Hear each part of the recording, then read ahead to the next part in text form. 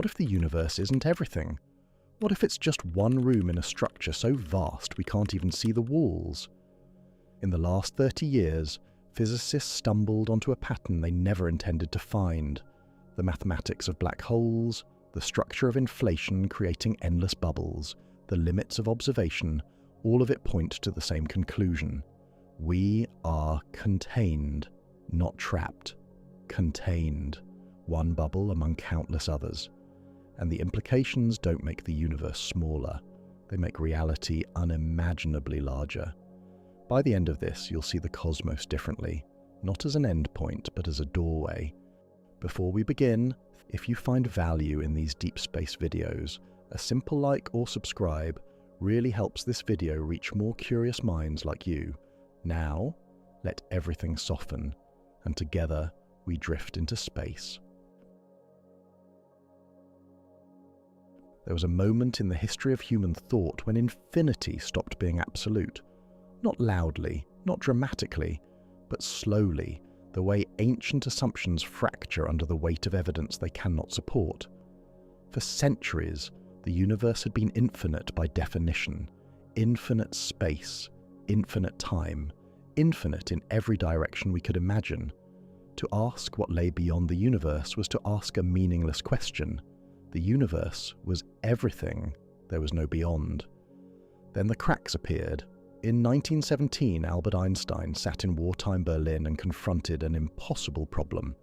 His new theory of general relativity, his revolutionary description of gravity as the curvature of space-time itself, allowed him to model the universe as a whole for the first time in human history. But when he applied his equations to the cosmos, they refused to stay still. The universe wanted to move. It wanted to collapse inward under its own gravity, or expand outward into nothingness. Einstein found this deeply unsettling. Like nearly every scientist of his era, he believed the universe was static, unchanging, eternal. The idea of a universe that evolved, that had a history, that might have begun somewhere or might end somewhere, this felt wrong. It violated centuries of philosophical intuition. So Einstein did something remarkable. He modified his own equations. He added a term, the cosmological constant, specifically designed to hold the universe perfectly still, a cosmic repulsion to balance gravity's pull, an ad hoc fix to preserve infinity. The assumption was simple: the universe is everything that exists, everywhere, for all time. There are no edges, no boundaries, no outside. To be outside the universe would require being outside existence itself, a contradiction in terms. Picture this: a grid extending in every direction without end. No matter how far you travel, there is always more grid, always more space. The concept of a boundary doesn't even make sense. Where would you put it? What would lie on the other side? Nothing. But nothing is not a place. Nothing cannot contain something. For decades, this reasoning felt ironclad. But then something changed. Not all at once. Gradually, the way foundations shift before anyone notices the walls are leaning. In 1929, Edwin Hubble measured the light from distant galaxies and discovered they were all moving away from us. The farther away a galaxy was, the faster it receded. The universe was not static, it was expanding. Einstein abandoned his cosmological constant almost immediately, later calling it his greatest blunder. But expansion created a new problem.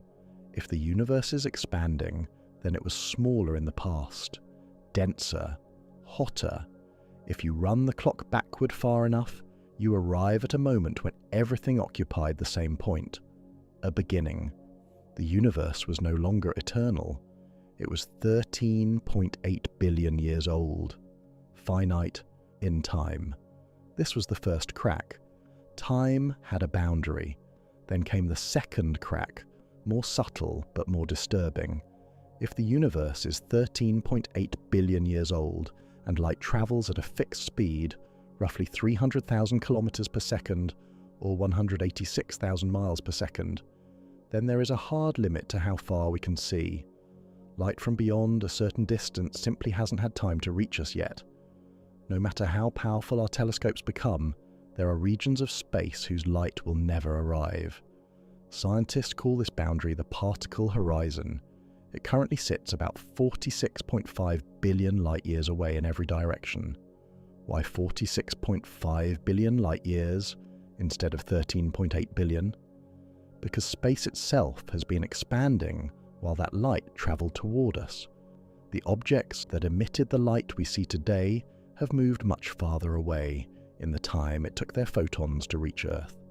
This creates an observable universe, a sphere with a diameter of roughly 93 billion light-years, or nearly 900 trillion kilometers, centered on Earth.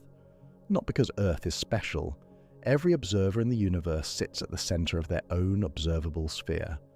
Your particle horizon is wherever you happen to be. But here is what makes this profoundly strange. The observable universe is not the universe. It is simply all we can see. Beyond our horizon lies more space, more galaxies, more stars, possibly infinite space. But we are permanently cut off from it. The speed of light acts as an absolute wall, not a physical barrier you could touch, but an informational one. Events occurring beyond the particle horizon can never send signals to us.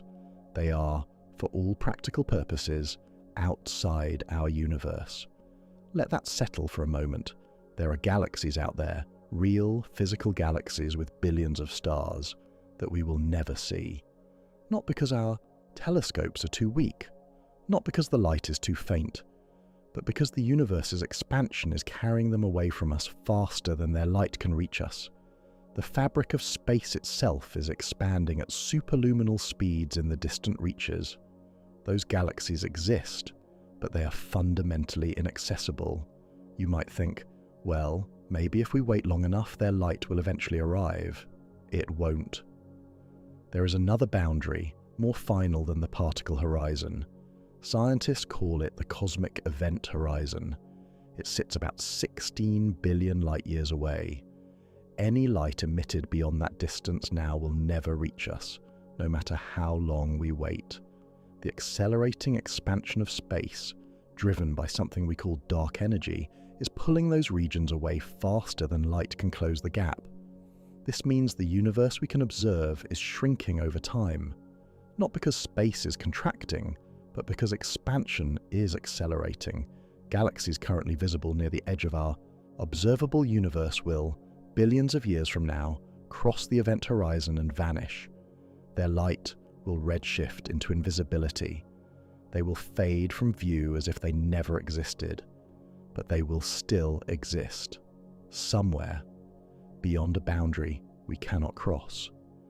This is when scientists began to ask a question they had never seriously considered before. If there are boundaries, real physical limits to what we can observe, does that mean the universe has an outside? The question sounds absurd at first. The universe is, by definition, everything. How can there be something outside everything? But limits imply containment, horizons imply edges, walls imply rooms. Think about it this way. The speed of light is supposed to be a fundamental constant of nature, the maximum speed at which information can travel through space. But in cosmology, it behaves suspiciously like a boundary condition, like the edge of a system. Inside our observable universe, the laws of physics operate normally. Cause and effect work. Information propagates. But beyond the horizon, we lose all access. No signals in, no signals out. The particle horizon acts less like a natural consequence of light speed and more like the edge of something. And here is where the unease begins. For most of history, when we encountered a horizon, we could cross it. The horizon at sea is just a limit of perspective. Sail toward it, and the horizon moves with you. New water appears. The boundary was never real. It was just how far you could see from where you stood. But cosmic horizons are different. They do not move away as you approach them. They are fixed by the structure of space-time itself. No matter how fast you travel, no matter how advanced your technology becomes, you cannot reach the edge of the observable universe. The faster you move toward it, the more space expands between you and your destination. You are, quite literally, trapped inside a sphere defined not by walls but by the geometry of existence itself. This is not a technological limitation. It is not something we will solve with better rockets or faster than light travel. It is a fundamental feature of the universe we inhabit, and that raises a deeply uncomfortable possibility. If we are contained within boundaries we cannot cross, defined by limits we did not choose, operating under rules we discovered but did not create, what does that imply about the nature of the space we occupy? The kind of boundary that does not announce itself, that feels like open space until you measure it. For decades, cosmologists avoided this question. The observable universe is not the whole universe, they would say. It's just a sphere of visibility. Beyond the horizon lies more space, governed by the same physics, extending perhaps infinitely in all directions. There is no edge to the universe itself, only an edge to what we can see. But that explanation began to feel less satisfying as new theories emerged. Because if the universe truly is infinite, certain kinds of physics become impossible to reconcile. Fine-tuned constants that shouldn't exist, structures that shouldn't form, symmetries that shouldn't hold. And when physicists tried to solve these problems, they kept arriving at the same uncomfortable conclusion. The universe might not be infinite. It might be one region among many, one bubble in a larger structure. And if that is true, then the boundaries we observe are not just artifacts of perspective. They might be real. Scientists thought they had solved the problem. In 1980, a young physicist named Alan Guth sat in his office at Cornell University and found a way to fix what had been broken in cosmology for decades. The Big Bang Theory explained how the universe expanded, but it could not explain why the universe was so perfectly uniform. Why did regions of space billions of light years apart, regions that had never been in contact with each other, that could never have exchanged information, look exactly the same? Same temperature, same density, same structure. Guth's solution was elegant. Before the conventional expansion began, he proposed, there was a brief moment of staggering violence, an exponential inflation. Between 10 to the negative 35th and 10 to the negative 33rd seconds after the universe's birth, space itself expanded faster than anything in physics should allow. Not by a factor of 2 or 10 or even 1,000, by a factor of 10 to the 50th power, a 1 followed by 50 zeros. Imagine a region smaller than a single proton. Now expand it to the size of a galaxy. That is not even close. The actual expansion was far more extreme. This inflation stretched space so violently, so completely, that all the observable universe we see today, 93 billion light-years across, erupted from a patch of space smaller than the period at the end of this sentence. Problem solved. The universe is uniform because it started from a single tiny region where everything was in contact. Inflation explained the flatness of space. It explained the absence of magnetic monopoles. It explained the cosmic microwave background radiation's eerie smoothness. By early 1981, Guth had formalized the theory. Other physicists, Paul Steinhardt, André Linde, Andreas Albrecht, refined it, fixed its early flaws, and turned inflation into one of the most successful theories in cosmology. Scientists thought the story ended there. It didn't. Inflation was supposed to be a single event, a burst, a moment of cosmic violence that ended cleanly, leaving behind the expanding universe we inhabit. But when physicists examined the mathematics more closely, they discovered something unsettling. Inflation didn't want to stop. In 1983, Paul Steinhardt at the University of Pennsylvania analyzed the equations governing inflation and found that the process does not have to end everywhere at once. It can end in some regions while continuing in others. Imagine boiling water. Bubbles form, pockets of steam surrounded by liquid. Each bubble is its own environment, separated from the water around it. Steinhardt realized that universes might work the same way. Inflation could end in one region, creating a bubble of normal space filled with matter and radiation. But outside that bubble, in the surrounding space, inflation would continue. And as it continued, more bubbles would form and more, each one nucleating out of the inflating background like pockets of reality carved from an endless expanse of exponential growth. Steinhardt called this eternal inflation. The name is precise. Once inflation begins, it never fully stops.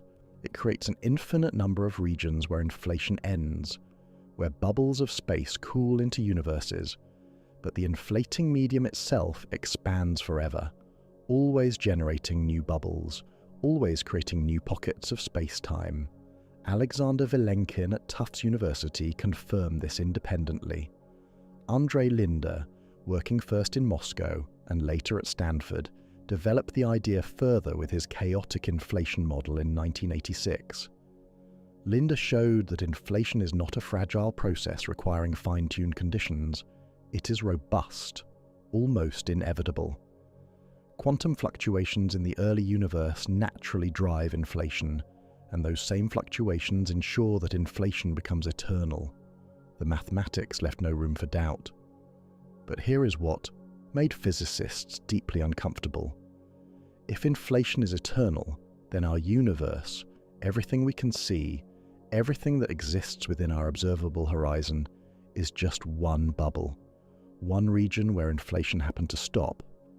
Somewhere out there, in the inflating background we cannot access, other bubbles are forming, other universes, each one causally disconnected from ours, each one a separate pocket of space-time with its own history, its own matter, possibly its own physical laws.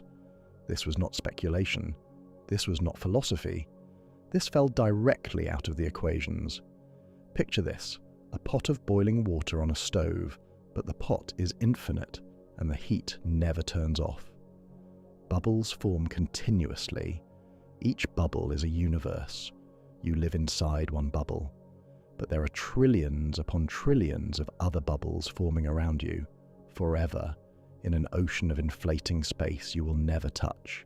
That is the multiverse inflation predicts, not a multiverse of parallel dimensions or quantum branching, a multiverse of physical regions, actual places in space, separated by vast inflating voids. Our universe is one bubble among an infinite number. Some bubbles formed billions of years before ours. Some are forming right now, unimaginably far beyond our cosmic horizon. Some will form long after our universe has ended. And here is the critical realization. We cannot see them. Ever. The inflating space between bubbles expands faster than light. Once a bubble forms, it is cut off, isolated. The walls of the bubble, if you can even call them walls, are not physical barriers but informational ones. No signal can cross the inflating medium. No light, no gravity wave, no information of any kind. Each bubble universe is its own closed system, embedded in a larger structure it can never observe. This creates an immediate and deeply unsettling question. If we are inside a bubble, what is outside the bubble? The standard answer from cosmologists is more inflating space. The medium that drives eternal inflation, a field of energy with bizarre repulsive properties, fills the region between bubbles. This medium is not empty space. It is not vacuum in the way we normally use the term. It is an active, dynamic substance that generates exponential expansion, a cosmic engine that never shuts off. But that answer just pushes the question back one step. What contains the inflating medium? If our bubble universe is embedded in this medium, and the medium itself is embedded in what? Where does it end? Or does it end at all? For the first time, cosmology was forced to confront a possibility it had spent centuries avoiding. The universe might not be everything. It might be part of something, a region within a larger structure. And if that is true, then the boundaries we observe, The particle horizon, the cosmic event horizon, are not just artifacts of our limited perspective. They are real edges, walls of a container we cannot see from the inside. The mathematics was clear. The predictions were testable. Quantum fluctuations in inflation matched observations from the cosmic microwave background. The uniformity of space matched what eternal inflation predicted. The bubble universe scenario was not fringe physics. It emerged from the same theory that explained the observable universe's flatness, its large-scale structure, its thermal history, and it left no room for our universe to be alone. Scientists did not invent the multiverse because they wanted it. Many of them hated the idea. It felt unscientific, untestable, too close to metaphysics. But the multiverse was not a choice, it was a consequence. When Alan Guth proposed inflation in 1980, he was solving a technical problem about magnetic monopoles and cosmic uniformity. He was not trying to create new universes, he was trying to explain the one we already have. But inflation, once you write down the equations and follow them to their logical conclusion, refuses to stop cleanly. It keeps going. It generates bubbles. It creates an eternal, self-reproducing structure. Andre Linde described it later as a fractal, a cosmic pattern that repeats at every scale, generating infinite complexity from simple rules. Each bubble universe is enormous by our standards, but vanishingly small compared to the eternally inflating space around it. And the inflating space itself might be small compared to something else, something larger still. The disturbing realization was this: if our universe is a bubble, then it has an exterior, not in the sense of empty space beyond the stars, but in the structural sense. There is a region of space-time that exists outside our bubble, a medium we are embedded in, a background we cannot access, but which defines the very shape of our existence.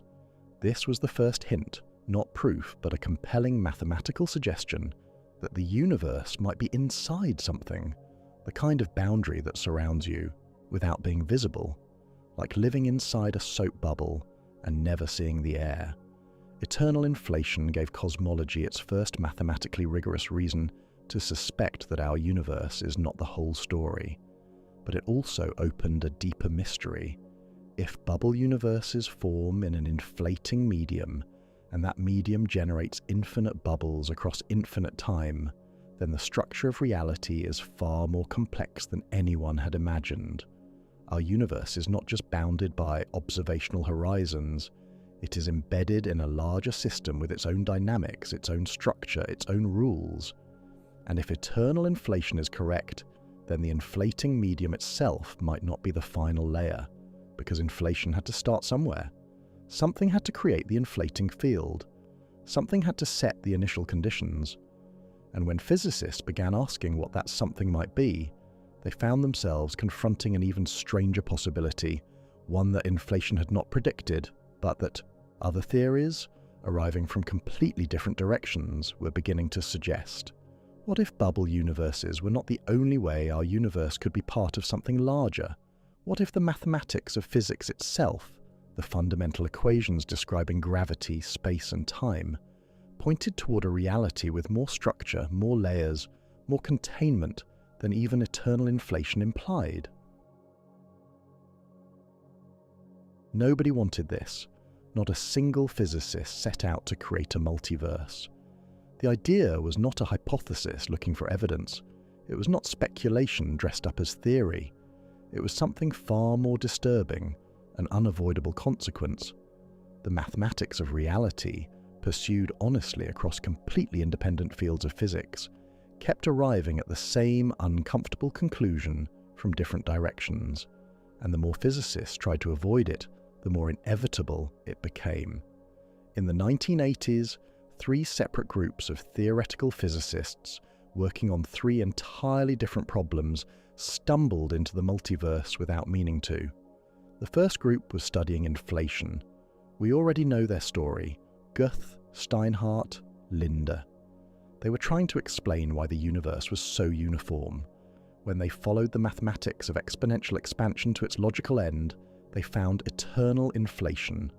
bubble universes, an infinite inflating medium generating infinite pockets of space. The second group was working on quantum mechanics. Since the 1950s, physicists had been wrestling with what happens when you measure a quantum system. Does the act of observation collapse the wave function into a single outcome, destroying all other possibilities? Or does something else occur? In 1957, a graduate student named Hugh Everett proposed a radical solution. Nothing collapses. Every possible outcome of a quantum measurement actually happens, not in some abstract mathematical sense. Physically, each outcome occurs in its own branch of reality. The universe splits, constantly, with every quantum event. Measure a photon's polarization. The universe divides into two branches, one where you measured horizontal, another where you measured vertical. Both are real. Both continue evolving. You just happen to exist in one of them. This became known as the many worlds interpretation of quantum mechanics. And if it is correct, then every quantum interaction across the entire cosmos generates new branches of reality. The number of parallel worlds increases exponentially with each passing moment. The third group was studying string theory. String theory was supposed to be elegant, a single theory of everything, unifying quantum mechanics and gravity. But when physicists tried to work out the details, they discovered a problem. String theory requires extra dimensions, 6 or 7 spatial dimensions beyond the 3 we experience. These dimensions must be curled up, compactified into tiny structures too small to see. But there are many ways to curl up extra dimensions. Many, many ways. In 2003, Leonard Susskind at Stanford realized just how many. He called it the string theory landscape, a vast space of possible solutions, each representing a different way the extra dimensions could be configured. Different configurations produce different physical laws, different particle masses, different forces, different cosmological constants. Susskind and others calculated that the landscape contained at least 10 to the 500th power distinct possibilities. That is not 10,000, that is not 10 million. That is a 1 followed by 500 zeros. More configurations than there are atoms in the observable universe, more than there are possible chess games, more than human language has words to describe. And here is the critical realization. If eternal inflation is real, and the string landscape is real, then every one of those 10 to the 500th configurations could be physically realized somewhere in the eternally inflating multiverse. 3 independent theories, 3 completely different areas of physics, all converging on the same conclusion.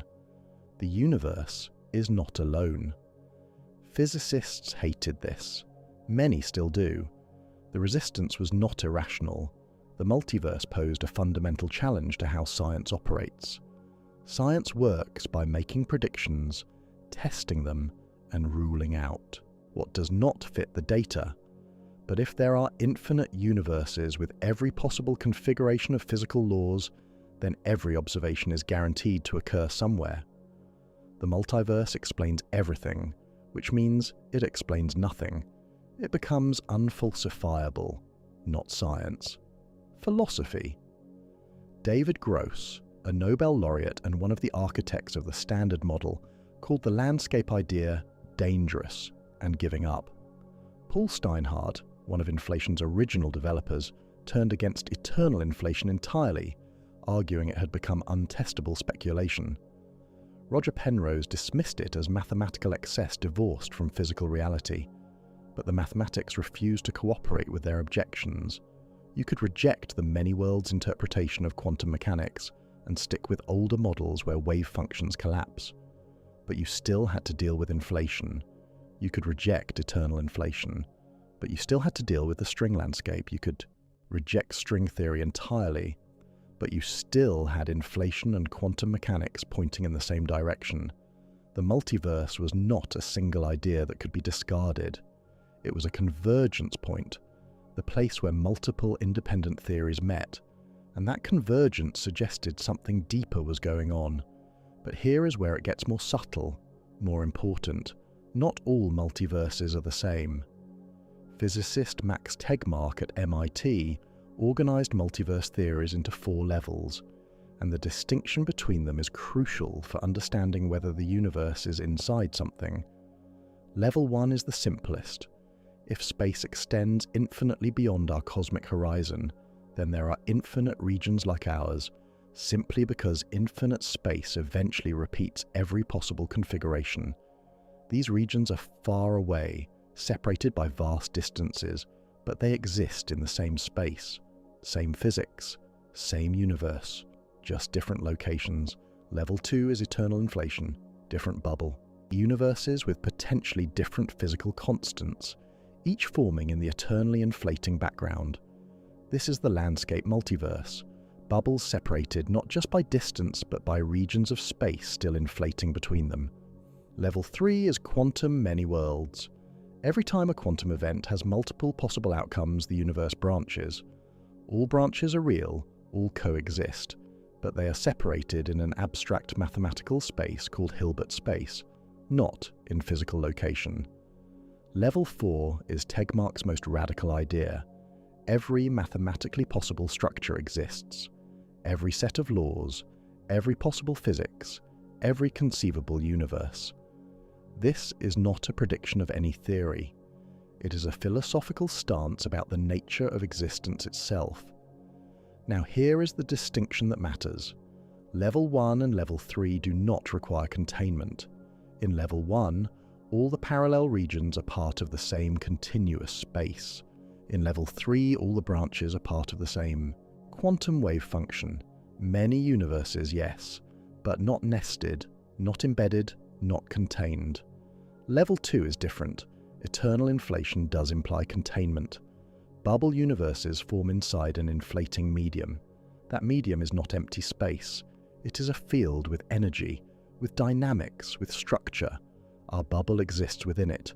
We are embedded in something larger, surrounded by something we cannot access, but which defines the boundaries of our existence.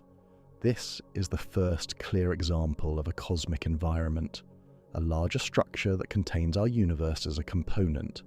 And once you accept that our universe might be embedded in an inflating medium, a new question becomes unavoidable. What else could our universe be inside? The multiverse was not invented. It emerged. It fell out of the mathematics when physicists followed their equations wherever they led. But the convergence also revealed something unexpected. Different multiverse theories describe different relationships between universes. Some multiverses are collections of parallel worlds existing side by side. Others are hierarchies, structures containing structures, layers within layers. The eternal inflation multiverse is a hierarchy. It has levels. Our bubble universe exists inside an inflating medium. That medium has properties, dynamics, rules governing how bubbles form and evolve. It is not nothing, it is something. And if our universe is embedded in something, that raises the possibility that the embedding could go deeper, that the inflating medium itself might be part of something larger still. Imagine this. You live inside a house. The house exists on a street. The street exists in a city. The city exists in a country. The country exists on a planet. The planet exists in a solar system. The solar system exists in a galaxy. Each level is contained within the next. Each layer is part of a larger structure. What if the universe works the same way? The feeling of discovering a pattern you were not looking for, that arrives unbidden and will not leave. The multiverse convergence revealed that physics was pointing towards something it had not anticipated. Multiple independent theories suggested our universe might not be the whole story, might not be the final level. But the most compelling evidence was still to come, because there was something strange about our universe, something that should not be possible if our universe was truly alone, a set of physical constants so precisely balanced, so impossibly fine-tuned, that they seem to demand an explanation. and the only explanation that made mathematical sense required our universe to be one region among many, one sample from a larger set, one outcome drawn from a vast space of possibilities. The multiverse was not just falling out of the math, it was falling out of the data. The data refused to make sense. In 1953, a British astrophysicist named Fred Hoyle sat in an office at the California Institute of Technology and confronted an impossible problem. He was studying how carbon forms inside stars. Carbon, the foundation of all known life, the element that makes up your bones, your DNA, the proteins in every cell of your body. Hoyle needed to understand where it came from. The process should not work. 3 helium nuclei have to collide simultaneously to create carbon, but the probability of 3 particles meeting at exactly the same instant is vanishingly small. Stars should produce almost no carbon, yet the universe is full of it. Hoyle realized there was only one solution.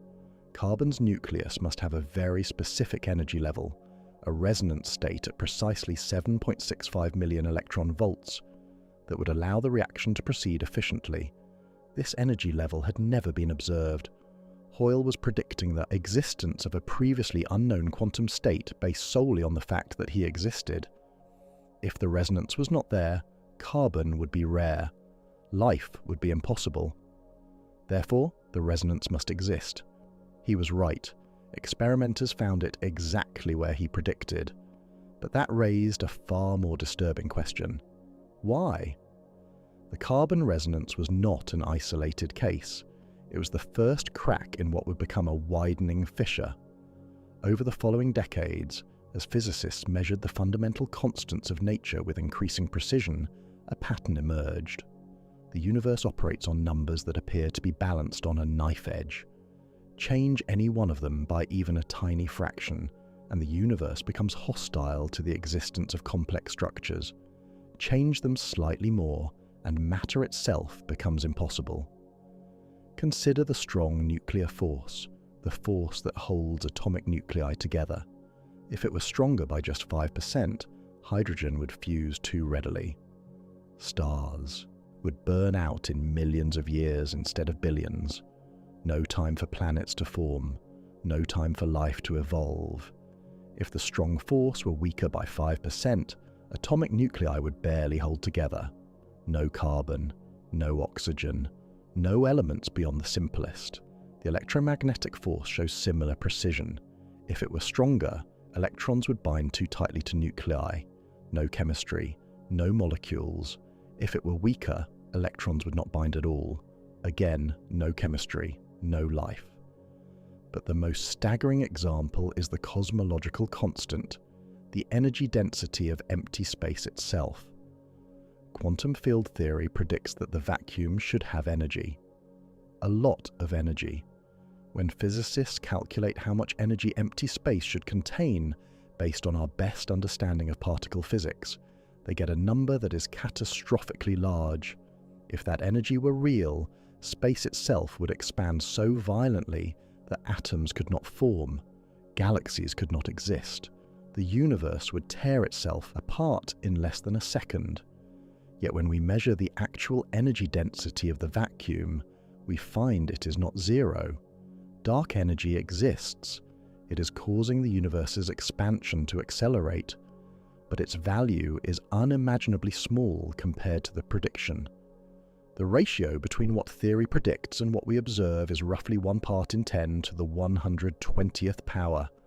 That is not 1 in a million. That is not 1 in a billion. That is a 1 followed by 120 zeros. To grasp this level of precision, imagine trying to throw a dart at a dartboard the size of the observable universe and hitting a target 1 atom wide. Except the dartboard is not just big, it is 93 billion light-years across, and the target is smaller than the nucleus of a single hydrogen atom.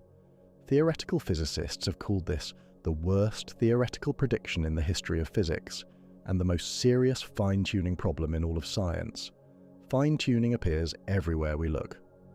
The ratio of the electromagnetic force to the strong nuclear force, the mass difference between the up and down quarks, the Higgs field's vacuum expectation value, the initial density fluctuations in the early universe. Each parameter sits within a narrow range that permits the existence of stars, planets, chemistry, and complex structures. Vary any one of them beyond a small threshold, and you get a sterile cosmos, dead on arrival. For a single parameter to land in a life-permitting range by chance might be improbable, but not impossible. Flip a coin enough times and eventually you get 10 heads in a row. But the universe has dozens of these parameters, and they are not independent. They interact, they constrain each other. The probability space becomes exponentially smaller with each additional requirement. Picture this. You are standing in front of a machine with 50 dials. Each dial has a billion possible settings. For the machine to produce anything other than static, all 50 dials must be set within a very narrow range, perhaps only a few settings out of a billion for each dial. You spin the dials randomly. What are the odds the machine works? Effectively zero. Yet here we are. The machine is running. This is the fine-tuning problem. And for decades, physicists have struggled with 3 possible explanations, none of them comfortable. First, physical necessity. Maybe the constants are not free parameters. Maybe some deeper law of physics requires them to have the values they do. But no one has found such a law. String theory was supposed to provide it, a single elegant theory that would predict all the constants. Instead, it gave us the landscape. 10 to the 500th power possibilities with no way to choose between them. Second, cosmic luck. Maybe we just got lucky. One universe, one random draw from the space of possibilities, and it happened to land on values that allow life. But this explanation strains credulity. It is not impossible. Unlikely things happen, but it requires accepting that we live in a universe fine-tuned to 1 part in 10 to the 120th power purely by chance. Third, design. Maybe the constants were chosen, set deliberately by some agency outside the universe. But this is not physics, it is theology. And while some scientists have gone this direction, most recoil from it. Science operates by finding natural mechanisms. Invoking a designer is giving up, except there is a fourth option, one that cosmology had been quietly hinting at for years. If our universe is not alone, if it is one region among many, one bubble in an eternally inflating multiverse, one sample from the string landscape, then fine-tuning stops being mysterious. Here is why. If there is only one universe, then the constants must be explained by some law or accepted as an incomprehensible coincidence. But if there are many universes, each with different constants drawn from the landscape of possibilities, then the situation changes entirely. Most universes in the ensemble will have random values for their constants. Most will be hostile to structure formation. Most will be empty, lifeless voids where nothing interesting happens. But a small fraction, perhaps a tiny, tiny fraction, will have constants that fall within the narrow ranges permitting complexity. Stars, planets, chemistry, life, and observers, beings capable of measuring constants and asking questions, can only exist in the rare universes where the constants allow observers to arise. This is not a teleological argument. It is not saying the universe was designed for us. It is saying we can only find ourselves in a universe capable of producing us, just as fish can only find themselves in water. The universe does not need to be tuned for life. The multiverse can contain all possibilities. We simply inhabit one of the rare pockets where the conditions are right. This idea has a name: anthropic selection. Not the anthropic principle, which sounds mystical and vague. Selection, a filtering process. Out of a vast ensemble of possibilities, we observe one sample. The sample appears fine-tuned because we could not exist in a sample that was not. Steven Weinberg, a Nobel laureate and one of the architects of the Standard Model, applied this reasoning to the cosmological constant in 1987, before dark energy was even discovered. He calculated that if the cosmological constant were much larger than a certain value, galaxies could not form. Observers would never arise. Therefore, even in a multiverse with randomly varying cosmological constants, observers should measure a value close to the upper limit that still permits galaxy formation. In 1998, astronomers discovered dark energy. They measured the cosmological constant. Its value was small, but not zero, and it sat right at the edge of Weinberg's predicted range. Cosmologists were stunned. An anthropic argument, long dismissed as untestable philosophy, had made a prediction, and nature had confirmed it. The feeling of a locked door suddenly opening, not because you found the key, but because someone showed you it was never locked at all. Fine-tuning was not evidence of design, it was evidence of statistics. A universe with finely balanced constants is not a miracle, it is a selection effect. If you take a trillion samples from a vast space of possibilities, some samples will land in rare configurations.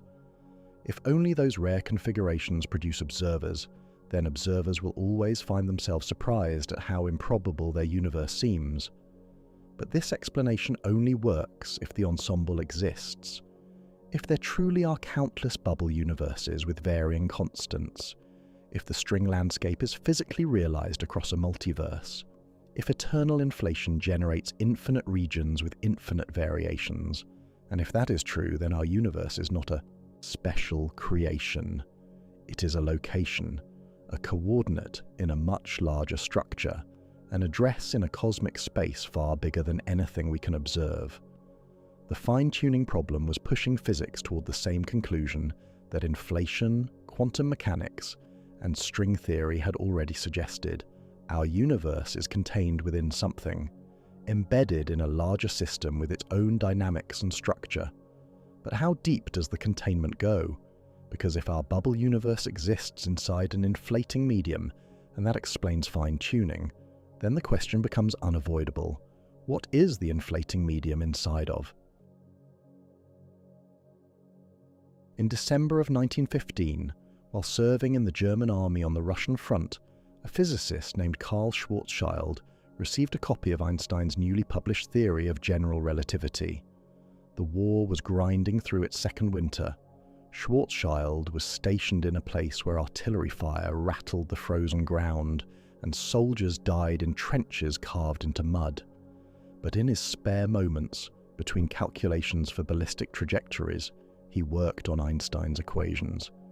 He was looking for exact solutions, mathematical descriptions of how space-time curves around massive objects. Within weeks, he found one. Schwarzschild sent his solution to Einstein in a letter dated December 22, 1915. He concluded by writing, "As you see, the war is kindly disposed toward me, allowing me, despite fierce gunfire at a decidedly terrestrial distance, to take this walk into your land of ideas." Einstein was astonished. He had only produced approximate solutions himself. He did not expect anyone to solve his field equations exactly, especially not in the middle of a war. He presented Schwarzschild's work to the Prussian Academy of Sciences in January of 1916.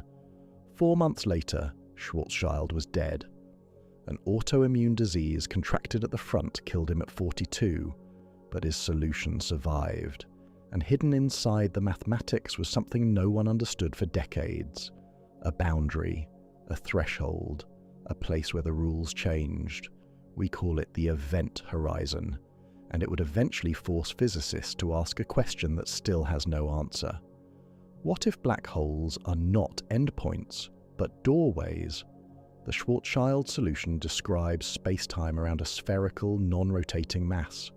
For most objects, stars, planets, even our sun, the solution behaves normally. Space curves, time dilates, clocks tick slower near massive objects. Everything Einstein's theory predicted. But the mathematics contained a peculiar radius, a critical distance from the center of any mass where something strange happened. For our Sun, that radius is about 3 kilometers, roughly 2 miles. The Sun's actual radius is 700,000 kilometers, 435,000 miles. No problem. The critical radius sits deep inside where matter exists. The strange behavior never manifests. But if you could compress the Sun, squeeze all of its mass into a sphere smaller than 3 kilometers across, then the critical radius would sit outside the surface, in empty space, exposed. This critical distance is called the Schwarzschild radius. At this boundary, the escape velocity equals the speed of light. Light itself cannot climb out of the gravitational well. Everything inside this sphere is cut off from the rest of the universe, permanently, causally isolated. We call this boundary the event horizon because events inside it can never be observed from outside. Information cannot escape. Signals cannot propagate outward.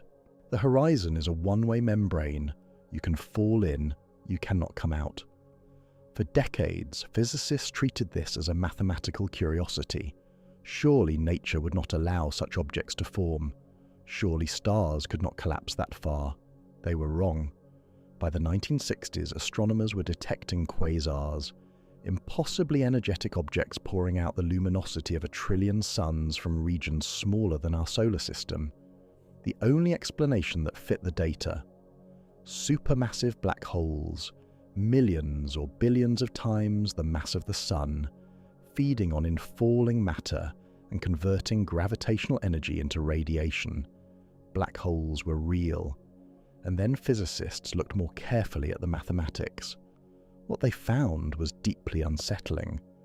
Outside a black hole, the mathematics behaves as expected. The radial coordinate, your distance from the center, is space.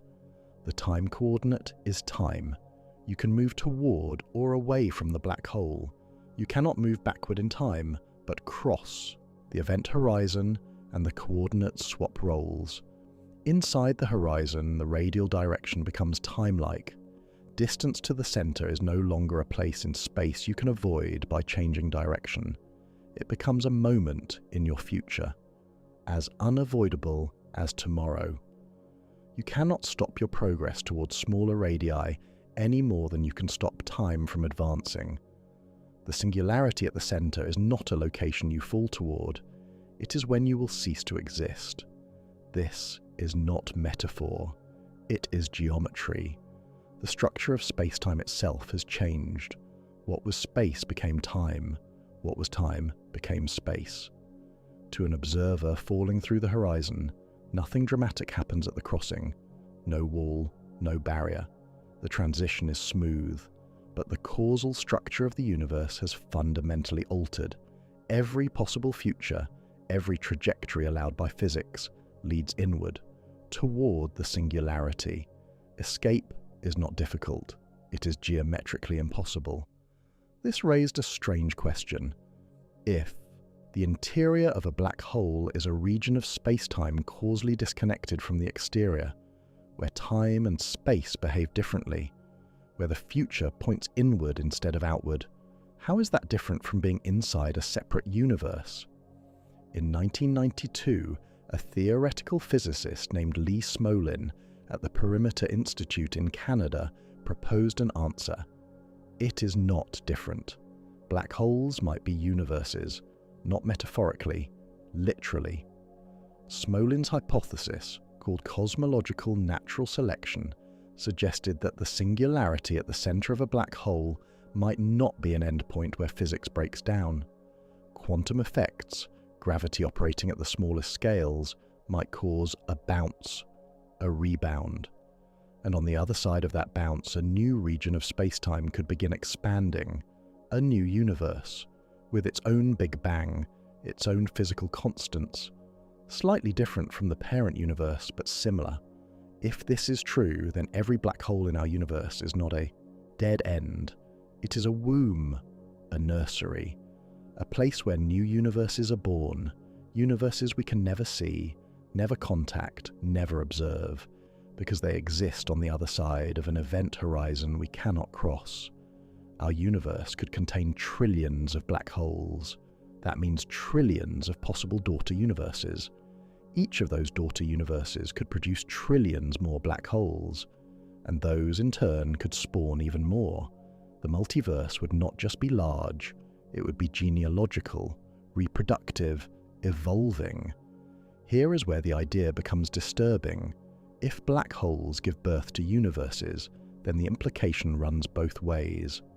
Our universe, the one we inhabit, the one we observe, the one that began with the Big Bang, displays all the characteristics of a black hole interior.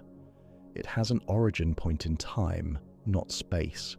It expands, its future is built into its geometry, and we are causally isolated from whatever might exist outside our cosmic horizon.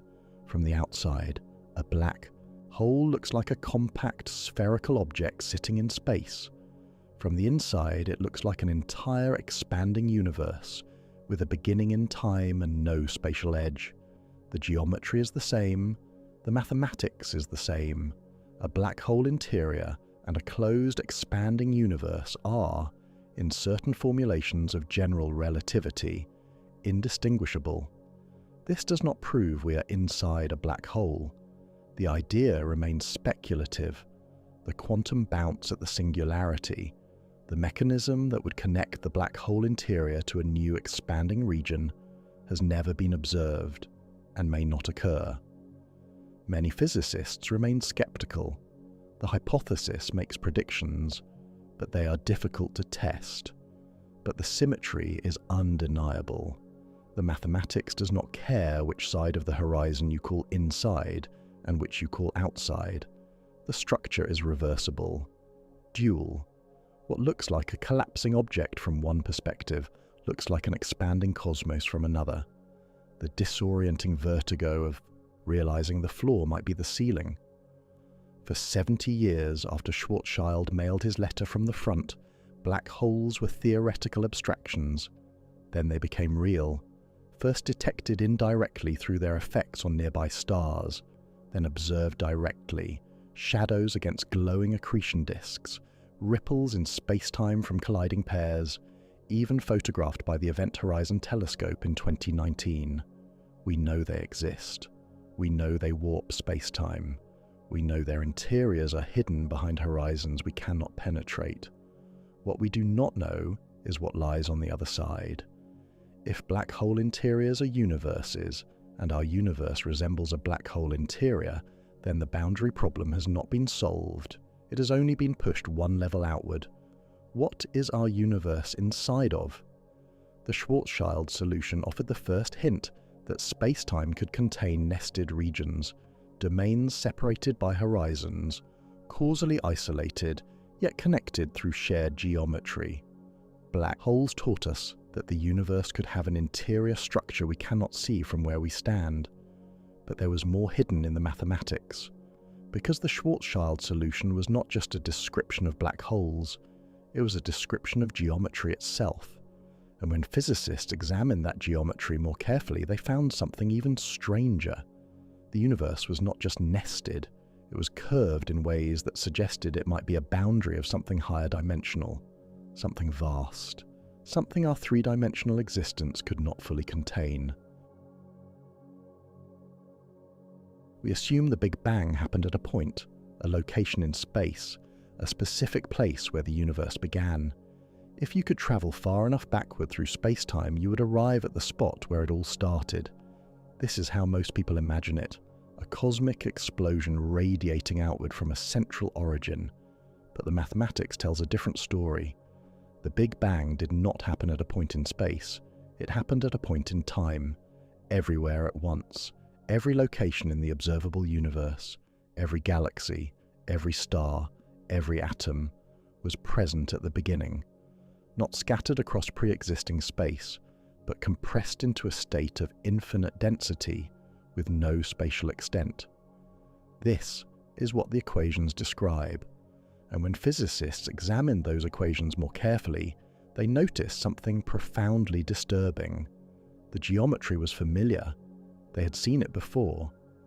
In 1972, a physicist named Raj Pathria at the University of Waterloo published a paper comparing two solutions to Einstein's field equations.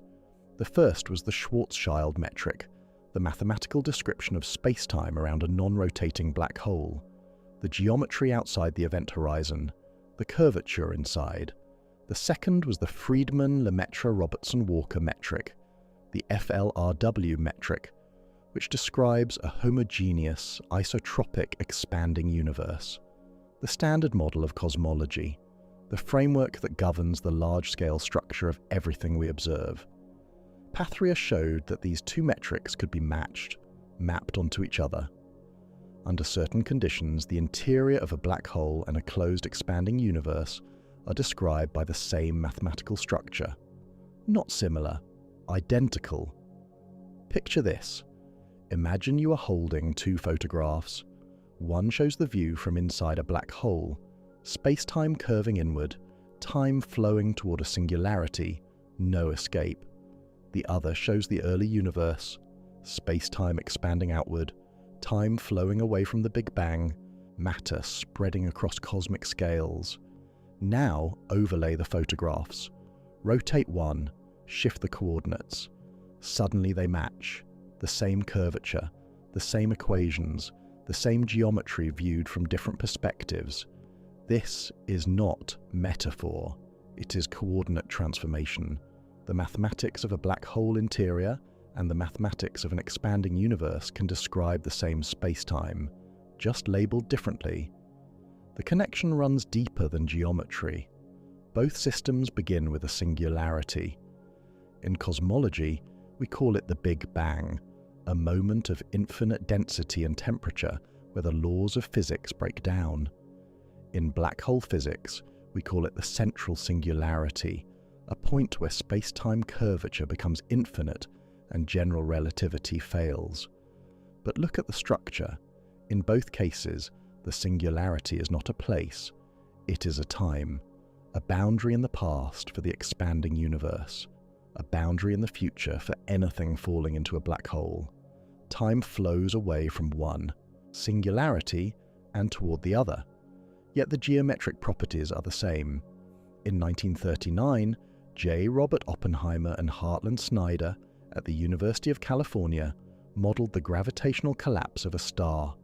They described the interior of the collapsing matter using an FLRW metric, the same equations used for cosmology. The exterior matched to a Schwarzschild metric, a black hole. The boundary between them, the stellar surface falling through the event horizon. Now, reverse time. A collapsing star becomes an expanding region. A black hole interior becomes a universe being born. The singularity that was the end point of collapse becomes the Big Bang of a new cosmic domain. The mathematics works in both directions. This raised an unavoidable question. If black hole interiors and expanding universes are geometrically equivalent, and if our universe displays all the characteristics of a black hole interior, finite age, expansion from a past singularity, causal isolation, from whatever might exist beyond our cosmic horizon, then what is the difference? The answer, according to the equations, is perspective. From outside, a black hole looks like a compact object sitting in space. From inside, it looks like an entire expanding cosmos. The geometry does not care which description you use. Both are valid, both are real, and if that is true, then our universe could be the interior of a black hole in a larger universe, not metaphorically, geometrically, mathematically. Here is where the idea becomes inescapable. In 2010, a physicist named Nikodem Popławski at Indiana University proposed a mechanism based on Einstein-Cartan theory, a modification of general relativity that includes spin and torsion. He showed that quantum effects involving the spin of particles could prevent singularities from forming at the center of black holes. Instead of infinite compression, matter would undergo a bounce, a rebound into a new expanding region. The result? Every black hole would give birth to a universe, not through exotic physics, through geometry, through the same equations that govern our cosmos, just extended to include quantum spin. If this is correct, then the structure is recursive. Our universe contains black holes. Those black holes contain universes. Those universes contain black holes, and so on. Nested, layered, hierarchical. Not infinitely. Quantum mechanics likely sets a lower bound, but deeply. Our observable universe might sit several layers down in a cosmic hierarchy we can never observe directly. This is not speculation about parallel dimensions or alternate realities. It is reinterpretation of the geometry we already know exists. The Schwarzschild metric and the FLRW metric are both solutions to the same field equations. If nature uses one, why not the other? If black holes exist in our universe, and their interiors are geometrically indistinguishable from expanding universes, then the nesting is not optional. It is structural. The universe is not a singular, isolated bubble. It is a nested matryoshka of space-time regions, each causally disconnected from the others, each expanding or contracting according to the same fundamental laws, but viewed from different coordinate frames. And we are inside one layer, looking out at horizons we cannot cross, unaware of the larger structure surrounding us. The feeling of standing in a room and suddenly realizing the walls are transparent, but only from the other side. Schwarzschild solved Einstein's equations in 1915 while bullets whistled through frozen mud. He found a solution that described space-time around a mass. A century later, physicists realized that same solution could describe the space-time we inhabit. The geometry was there all along, hidden in the mathematics, waiting for someone to rotate the coordinates and see the equivalence. Black holes are not exotic anomalies. They are structural features of space-time, regions, where curvature becomes so extreme that causality inverts, where time and space exchange roles, where interiors become isolated from exteriors. And if our universe displays those same geometric properties, expansion from a past singularity, causal horizons, finite age, isolated from whatever lies beyond, then we are not observing the universe from outside, we are observing it from inside. The boundary problem has not disappeared, it has only shifted perspective. We started by asking if the universe has an edge. Then we discovered it might be embedded in an inflating medium. Then we found it might be one bubble among many. Then we realized black holes could contain universes. Now the geometry itself suggests we are inside a structure, nested within a larger space-time, separated by a horizon we experience as the beginning of time. But geometry alone cannot tell us what lies on the other side of that horizon. For that, we need to look at what the mathematics predicts about the nature of boundaries themselves. Because if space-time can be nested, if universes can exist inside black holes, if the Schwarzschild and FLRW metrics describe the same geometry from different perspectives, then maybe the universe is not just inside something. Maybe it is written on something, encoded, projected, a shadow of a higher dimensional reality we can only glimpse through the mathematics. Information weighs nothing, yet a black hole's entropy, the measure of information it contains, is not proportional to its volume. It is proportional to the area of its surface, the event horizon, a two-dimensional boundary enclosing a three-dimensional interior. This should not be possible. In 1972, a graduate student named Jacob Bekenstein at Princeton University proposed something that made no sense to anyone, including his advisor John Wheeler.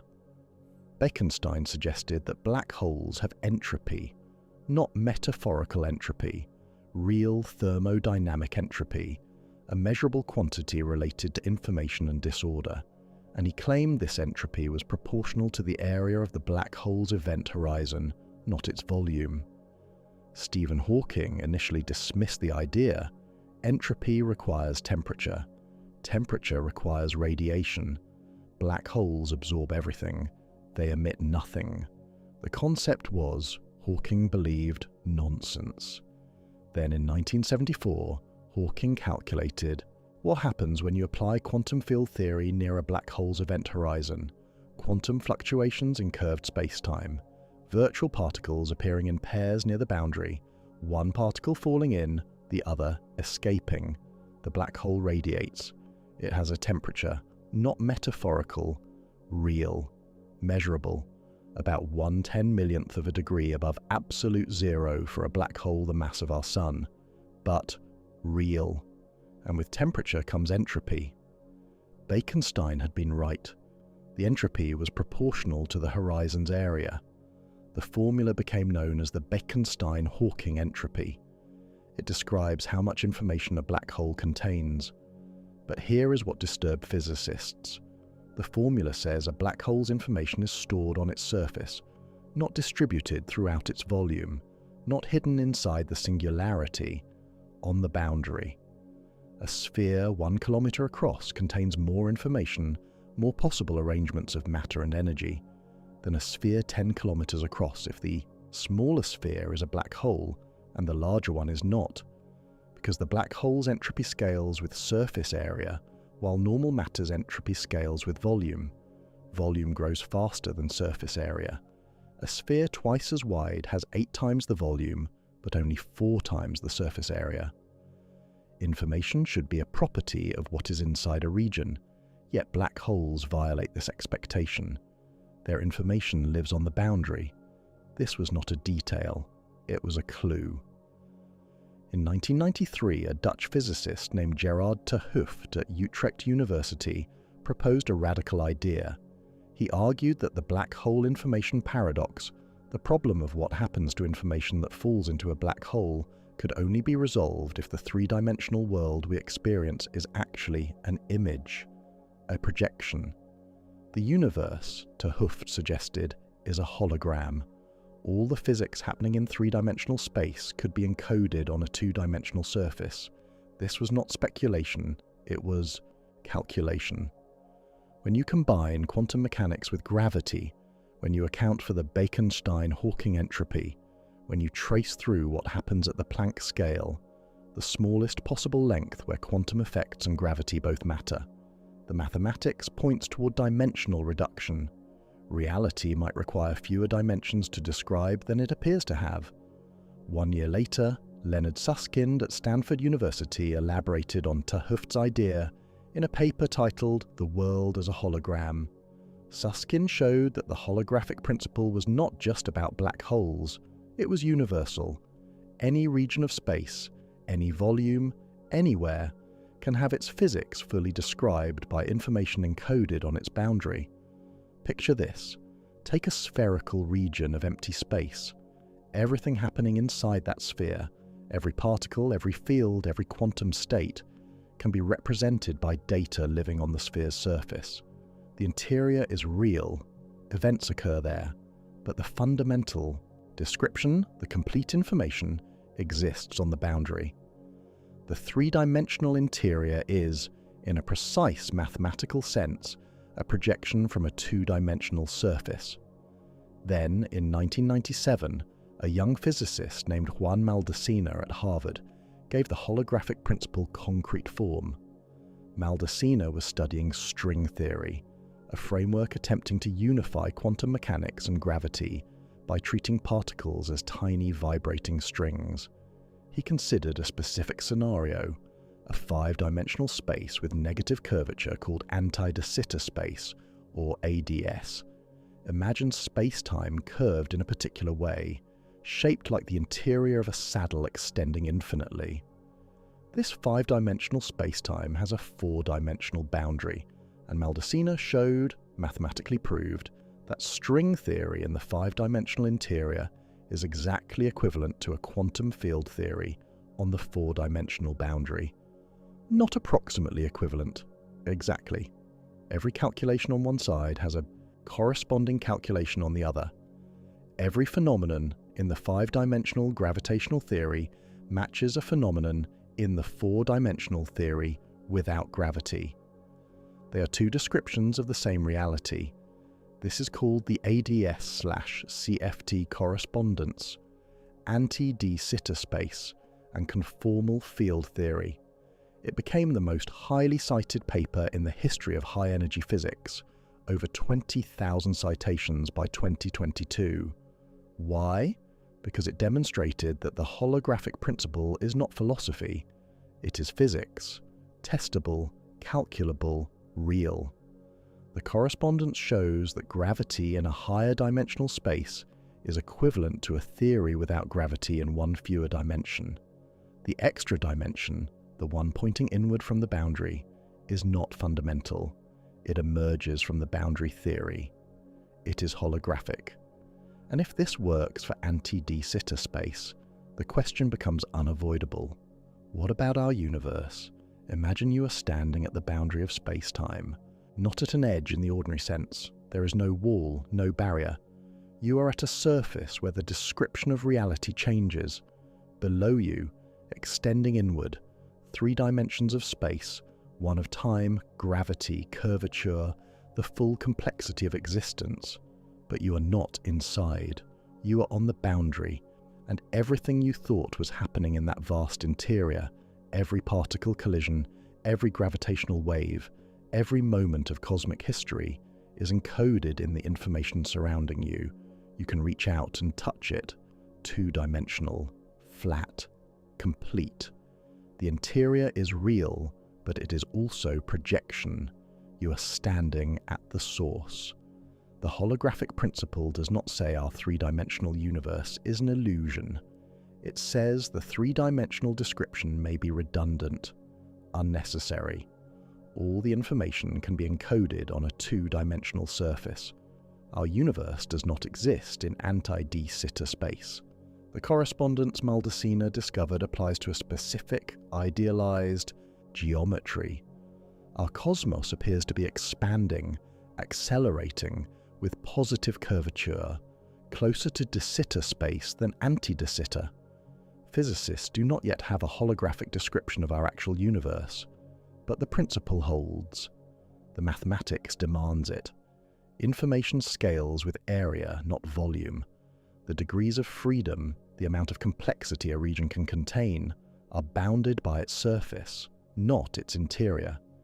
If this applies universally, then our universe could be a boundary, not a container, not a volume of space filled with matter and energy, a surface, a screen, a projection from something lower dimensional or higher dimensional, because the holographic principle works in reverse. If a 5-dimensional space can be described by a 4-dimensional boundary, then perhaps our 4-dimensional spacetime is the boundary of something with 5 dimensions or more. The principle suggests reality can be compressed, dimensions can be traded. What looks like an interior from one perspective looks like a boundary from another. And if the universe is a boundary, if it exists as the edge of something larger, then the question is not whether we are inside something.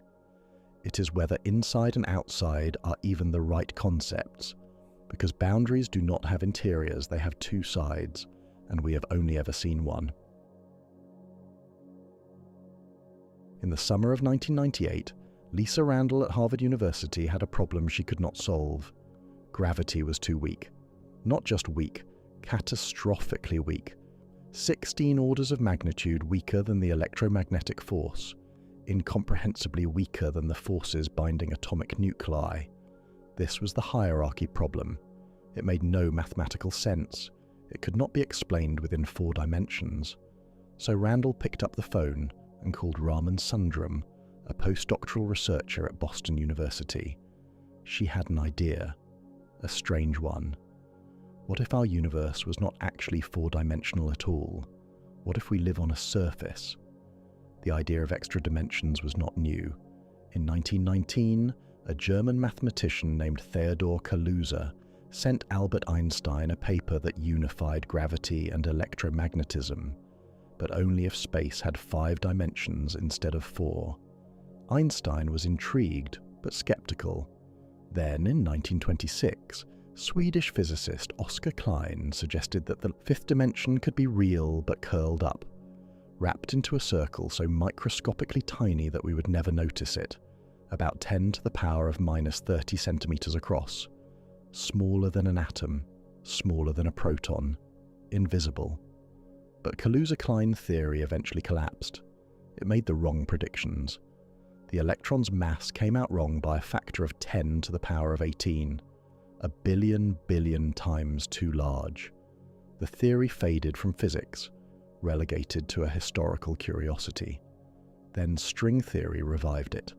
String theory, the attempt to describe all particles and forces as vibrations of tiny one-dimensional strings, requires extra dimensions for mathematical consistency, not one extra dimension. 6. The theory only works in 10 total dimensions, 9 of space, 1 of time. Later, when physicists unified the 5 different versions of string theory into a single framework called M-theory, they discovered it required 11 dimensions, not by choice, by necessity. The mathematics breaks without them, quantum anomalies, mathematical inconsistencies that destroy the theory's predictions, appear unless space-time has precisely the right number of dimensions. 10 for strings, 11 for M-theory. But where were these extra dimensions? If they existed, why had no experiment ever detected them? The standard answer: they are compactified. Curled up into shapes so small, around the Planck length, about 10 to the power of minus 35 meters, that even our most powerful particle accelerators cannot probe them. Imagine a garden hose viewed from a great distance. From far away it looks one-dimensional, a line. Only when you approach closely can you see it has width. It is actually two-dimensional, length plus the circular dimension wrapping around it. In string theory, every point in our familiar three-dimensional space might have 6 additional dimensions curled up at that point. Tiny, hidden, undetectable. Except Randall and Sundram realized something. What if the extra dimensions were not tiny? The key insight came from string theory itself.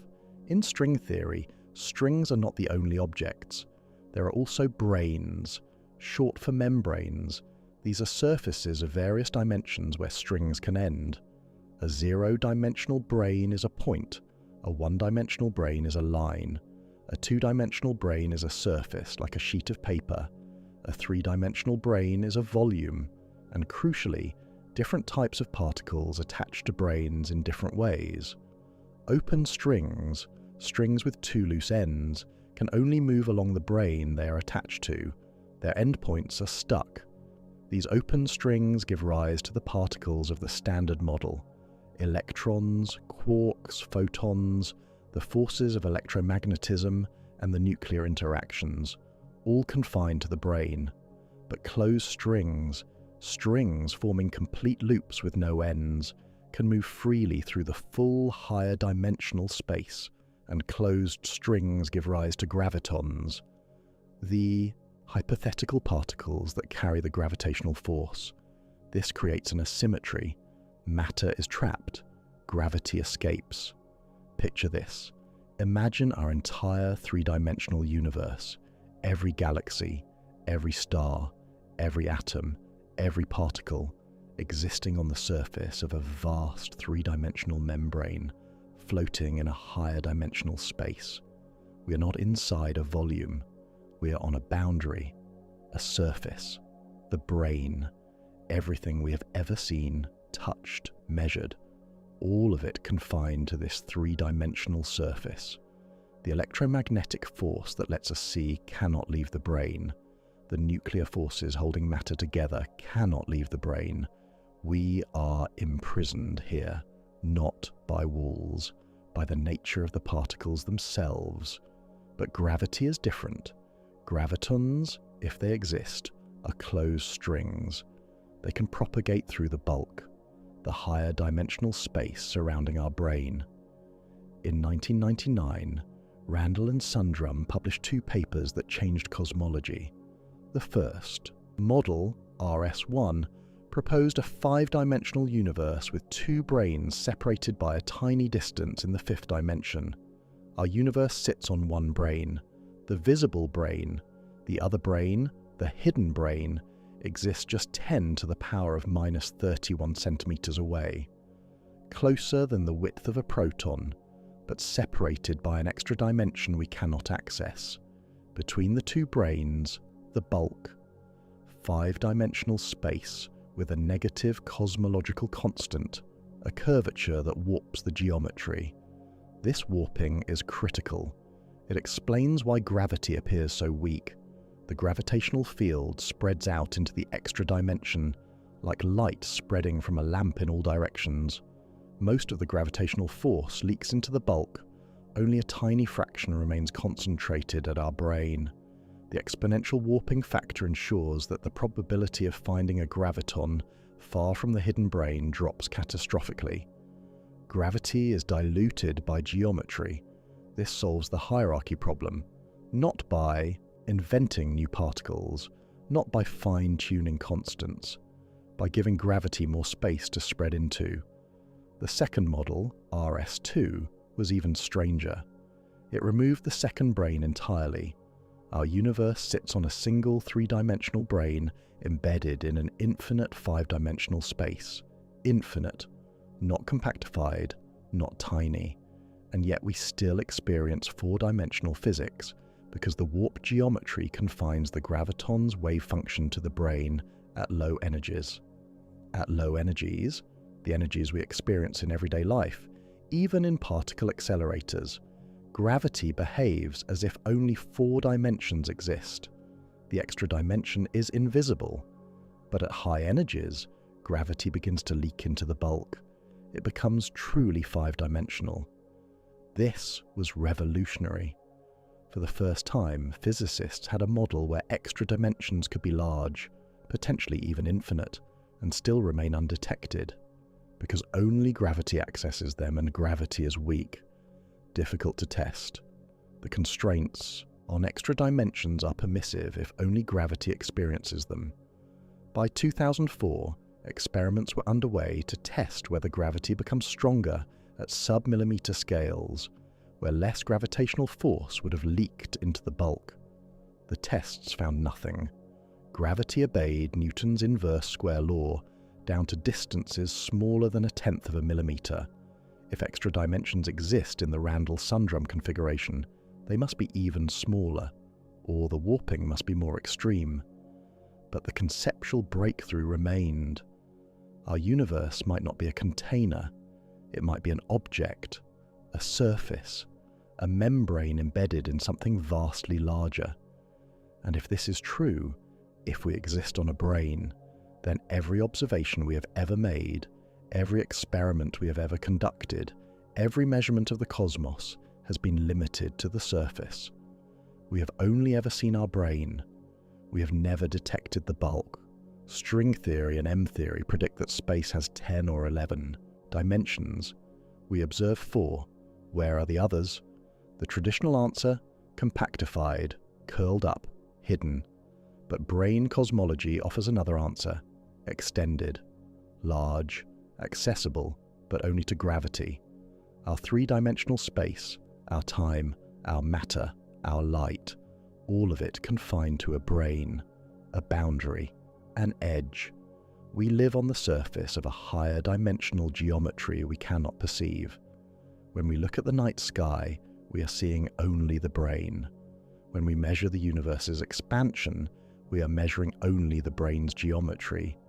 When we detect gravitational waves, we are observing only the gravitons that have not yet leaked into the bulk. The bulk surrounds us. It may be infinite. There may be other brains out there, separated from ours by microscopic distances in dimensions we cannot access. Entire universes floating in the higher dimensional space, invisible to us, unable to exchange light or matter, but perhaps influencing each other through gravity. This gives the universe an address, not a location in space, a position in a dimensional hierarchy. We are not inside the bulk, we are on its boundary, a 3-dimensional surface embedded in a space with more dimensions than we have words for. And, if the holographic principle is correct, if the information in a volume can be encoded on its boundary, then perhaps our 3-dimensional brain is the boundary of something 4-dimensional, or 5-dimensional, or higher. We could be living on the edge of the bulk, Or the bulk itself might be the interior of something even larger. We assume that if something exists, we can find evidence of it. This is the foundation of empirical science. Observable phenomena leave observable traces. If other universes exist, if our universe is embedded in something larger, there should be signatures, scars, artifacts, some detectable consequence of that relationship. And physicists have been looking. What they have found is stranger than confirmation, stranger than denial. They have found anomalies with no explanation, patterns that should not exist, cold spots where there should be warmth, alignments where there should be randomness, features in the oldest light in the universe that violate the basic assumption that space is uniform. The question is not whether these anomalies exist. They do. Multiple satellites have confirmed them. The question is what they mean, and whether we would recognize a multiverse signature if we saw one. The cosmic microwave background is the oldest light we can see. It is radiation from 380,000 years after the Big Bang, the moment when the universe cooled enough for light to travel freely through space. Before that, the cosmos was a hot, opaque plasma. Photons could not move more than a microscopic distance before scattering off free electrons. But when the temperature dropped below 3000 degrees Kelvin, electrons combined with protons to form neutral hydrogen atoms. The universe became transparent, and the light that had been trapped, bouncing endlessly inside that plasma, was suddenly free. It began a journey that has lasted 13.8 billion years. We detect it today as microwave radiation at a temperature of 2.7 Kelvin, just above absolute zero, uniformly filling the sky in every direction. This is our map of the early universe. The Cosmic Microwave Background, or CMB. NASA's Wilkinson Microwave Anisotropy Probe, launched in 2001, measured it with unprecedented precision. The European Space Agency's Planck satellite, launched in 2009, measured it with even higher resolution, 3 times better than WMAP, and both satellites found something disturbing. The CMB is not perfectly uniform. Small variations in temperature, about 1 part in 100,000, encode the seeds of all cosmic structure. Slightly denser regions that would eventually collapse into galaxies. Slightly less dense regions that would become voids. These variations are expected, predicted. They match the inflationary model of the early universe almost perfectly, except for the anomalies. In the southern celestial hemisphere, in the constellation Eridanus, there is a region about 10 degrees across, 20 times the diameter of the full moon, that is significantly colder than it should be, the CMB cold spot, about 70 microkelvin colder than the average CMB temperature, at some points 140 microkelvin colder. This may sound trivial. It is not. The typical temperature, fluctuations in the CMB are only 18 microkelvin. The cold spot is a statistical outlier. The probability of such a large cold region arising from random quantum fluctuations during inflation is less than 2%. It could be a supervoid, a massive empty region of space between us and the primordial CMB, causing photons to lose energy as they traverse it. But surveys of galaxy distributions have not found a void large enough to explain the effect. Some physicists have proposed cosmic textures, remnants of phase transitions in the early universe. Others have suggested collisions with other universes before inflation separated them. Laura Massini-Houghton at the University of North Carolina proposed that the cold spot could be the imprint of another universe, quantum entanglement between universes before cosmic inflation pulled them apart, a scar from contact. Then there is the hemispherical asymmetry. The CMB should be statistically identical in all directions. Inflation should have smoothed out any large-scale variations.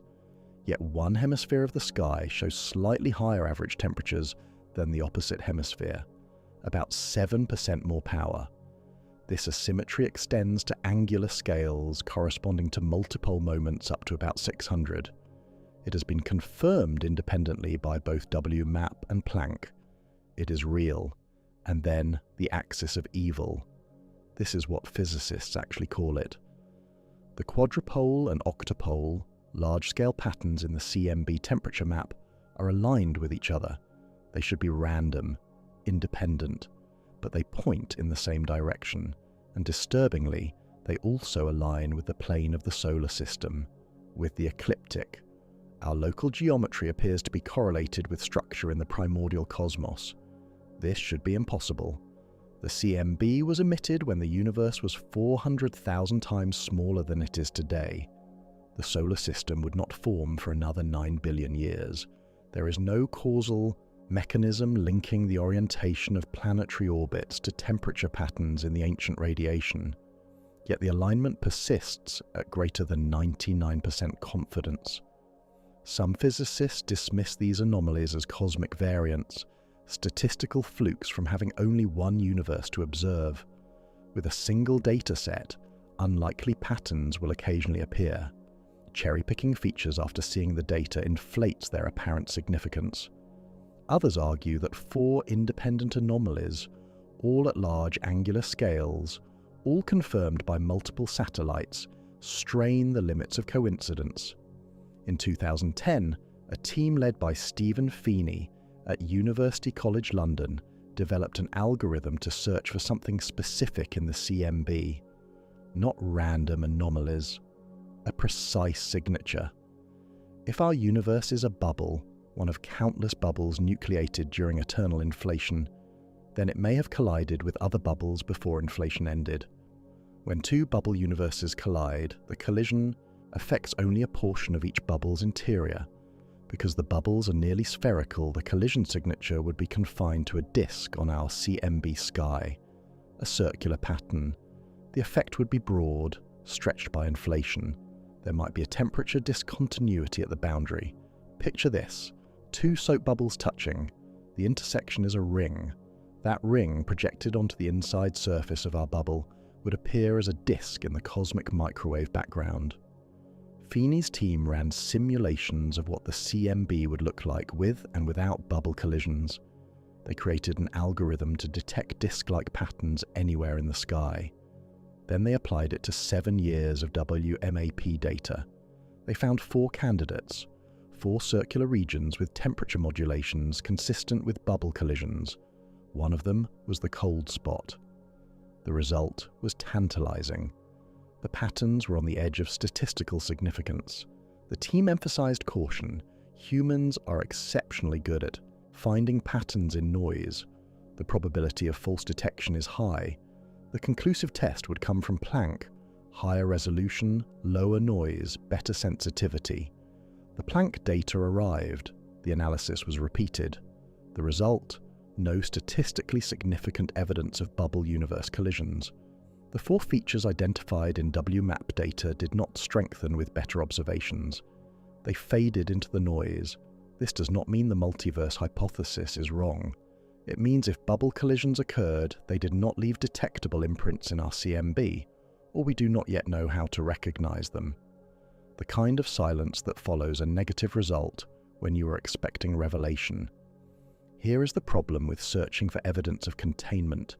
You are searching from inside. If our universe is embedded in something larger, a brain in a higher dimensional bulk, a bubble in an eternal multiverse, a bounded region inside a black hole, then all our observations are confined to that interior. Every telescope points inward. Every measurement samples the boundary. We cannot step outside to look at the structure as a whole. This creates a fundamental observational asymmetry. Absence of evidence is not evidence of absence when your measurement tools are confined to the very system whose boundaries you are trying to detect. The CMB anomalies may be nothing: statistical noise, artifacts of foreground contamination, or instrumental systematics, or they may be the only traces we will ever see of the universe's true context. Faint, ambiguous, impossible to confirm, because confirmation would require a vantage point we do not have. Containment hides itself by design. If you exist on a brain, all physics confines itself to the brain except gravity. If you exist inside a bubble, all light originates inside the bubble. If you exist inside a black hole, all causal connections terminate at the horizon. The very structure that contains you also limits what you can observe about that containment. We are like characters in a novel trying to detect the page.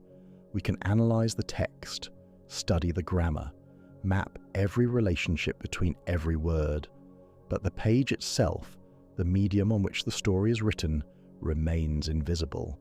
Not because it does not exist, because it is not part of the story. The universe may have an address, a location, a position in a hierarchy of structures, but that address is written in a language we may never learn to read, because the only dictionary is outside, and we cannot leave. There are places in the universe that exist but will never be observed, not because our telescopes are too weak, not because our detectors lack sensitivity, not because we have not waited long enough. These places are permanently, fundamentally, unobservably beyond reach. The barrier is not technological. It is woven into the structure of space-time itself. We live inside an informational cage. The bars are made of geometry and time, and no amount of ingenuity will ever allow us to see what lies beyond them. This is not defeat. It is physics. The observable universe has a radius of 46.5 billion light-years. This number sounds wrong. The universe is 13.8 billion years old. Light travels at a fixed speed, 300,000 kilometers per second, or 186,000 miles per second. In 13.8 billion years, light should travel 13.8 billion light-years, not 46.5 billion. The discrepancy comes from expansion. Space itself has been stretching while the light traveled. Imagine a photon beginning its journey toward Earth 13.8 billion years ago, emitted from a region that was much closer to us then. But as the photon moved through space, space expanded. The source of the light receded. By the time the photon arrived, today, the region that emitted it now sits 46.5 billion light-years away. This defines the particle horizon, the boundary of the observable universe. It is the maximum proper distance from which light could have reached us given the age and expansion history of the cosmos. Beyond this horizon, more universe, galaxies, stars, structures, potentially infinite in extent, but invisible. Not because they emit no light, because their light has not had enough time to reach us, and it never will. The universe is accelerating. This was discovered in 1998 by two independent teams studying distant supernovae. They expected to find that the universe's expansion was slowing down, gravity pulling everything back together. Instead, they found the opposite. Expansion is speeding up, driven by something we call dark energy but do not understand. This acceleration creates a second horizon, not the particle horizon, the boundary of what we can see now. The cosmic event horizon, the boundary of what we will ever be able to see, even given infinite time. Currently, the event horizon sits at about 16 billion light-years away. Any galaxy currently beyond that distance will never send us information about its present state. Light emitted from those galaxies today will never reach Earth. The space between us is expanding faster than light can cross it. The photons are like swimmers trying to reach shore while the river carries them backward, faster than they can swim forward. This means something profoundly strange. Most of the galaxies we can see right now, including many in the deepest images from the James Webb Space Telescope, are already beyond the event horizon. We see them as they were billions of years ago, but we will never see what they look like today. We will never know their current state. That information is permanently inaccessible. Every second, about 20,000 stars cross the event horizon. They become newly unobservable, not dimmer, not harder to detect, fundamentally unreachable. Their present states are cut off from our future. In several billion years, the observable universe, from the perspective of an observer in our local group of galaxies, will consist of only our own galaxy cluster. Everything else will have receded beyond the event horizon. Future astronomers will look out and see a dark, empty universe. All evidence for cosmology, the expansion, the Big Bang, the cosmic microwave background stretched into invisibility, will be gone. They will observe a universe that appears static, eternal, and isolated. They will be wrong, but they will have no way to know it. We are conducting an experiment from inside a sealed container. The container is not physical. It has no walls, but it has boundaries, informational boundaries defined by the speed of light, the age of the universe, and the acceleration of expansion. These boundaries limit what we can measure, what we can verify, what we can know. Consider, if our universe is embedded in a larger structure, a brain in a higher dimensional bulk, a bubble in an eternal multiverse, the interior of a black hole, we have no direct way to detect the embedding. All our observations are confined to the interior. Every measurement tool we build samples the same bounded region. We cannot step outside to look at the context. The holographic principle suggests that all the information in a volume is encoded on its boundary. But what if we exist on that boundary? What if our three-dimensional universe is the surface of something else? Then the information about the bulk, the higher dimensional structure we might be embedded in, would be encoded in a way we cannot access. It would require dimensions we do not experience. This creates a fundamental epistemic asymmetry. We can theorize about what lies beyond our observational horizons. We can construct mathematically consistent models. We can make predictions about structures outside our informational cage, but we cannot verify them through observation. The evidence lies on the other side of a barrier we cannot cross. The universe behaves like a closed experiment. All data points are internal. All measurements are self-referential. We are like scientists trying to determine the shape of a room by examining only what is painted on the walls, never allowed to step back and see the room from outside. And here is the question that follows. If containment by its nature hides itself, how would we ever recognize it? The weight of a door you can feel but never see. Some limits are not technological, they are fundamental. No future telescope will see beyond the particle horizon. No advancement in detector sensitivity will cross the event horizon. These boundaries are set by the geometry of space-time itself. They are not problems to solve, they are constraints to accept. This is epistemic humility, not defeat. Humility. The recognition that some questions cannot be answered through observation because the observations required are structurally impossible. It does not mean we stop asking. The mathematics of extra dimensions, brains, black hole interiors, multiverse structures, all of this remains valid. Testable indirectly, constrained by internal consistency and what limited data we do have. The theories are not speculation. They are rigorous consequences of frameworks that work everywhere we can test them. But direct confirmation may be impossible. If we exist inside something larger, the evidence for that containment might exist only beyond the horizons that define our observable universe. The signature might be written on the outside of the structure, visible to an external observer but invisible to us. We are on the wrong side of the boundary, and we cannot leave. This does not render the question meaningless. It renders it profound. Because the realization that we cannot know everything is itself a form of knowledge.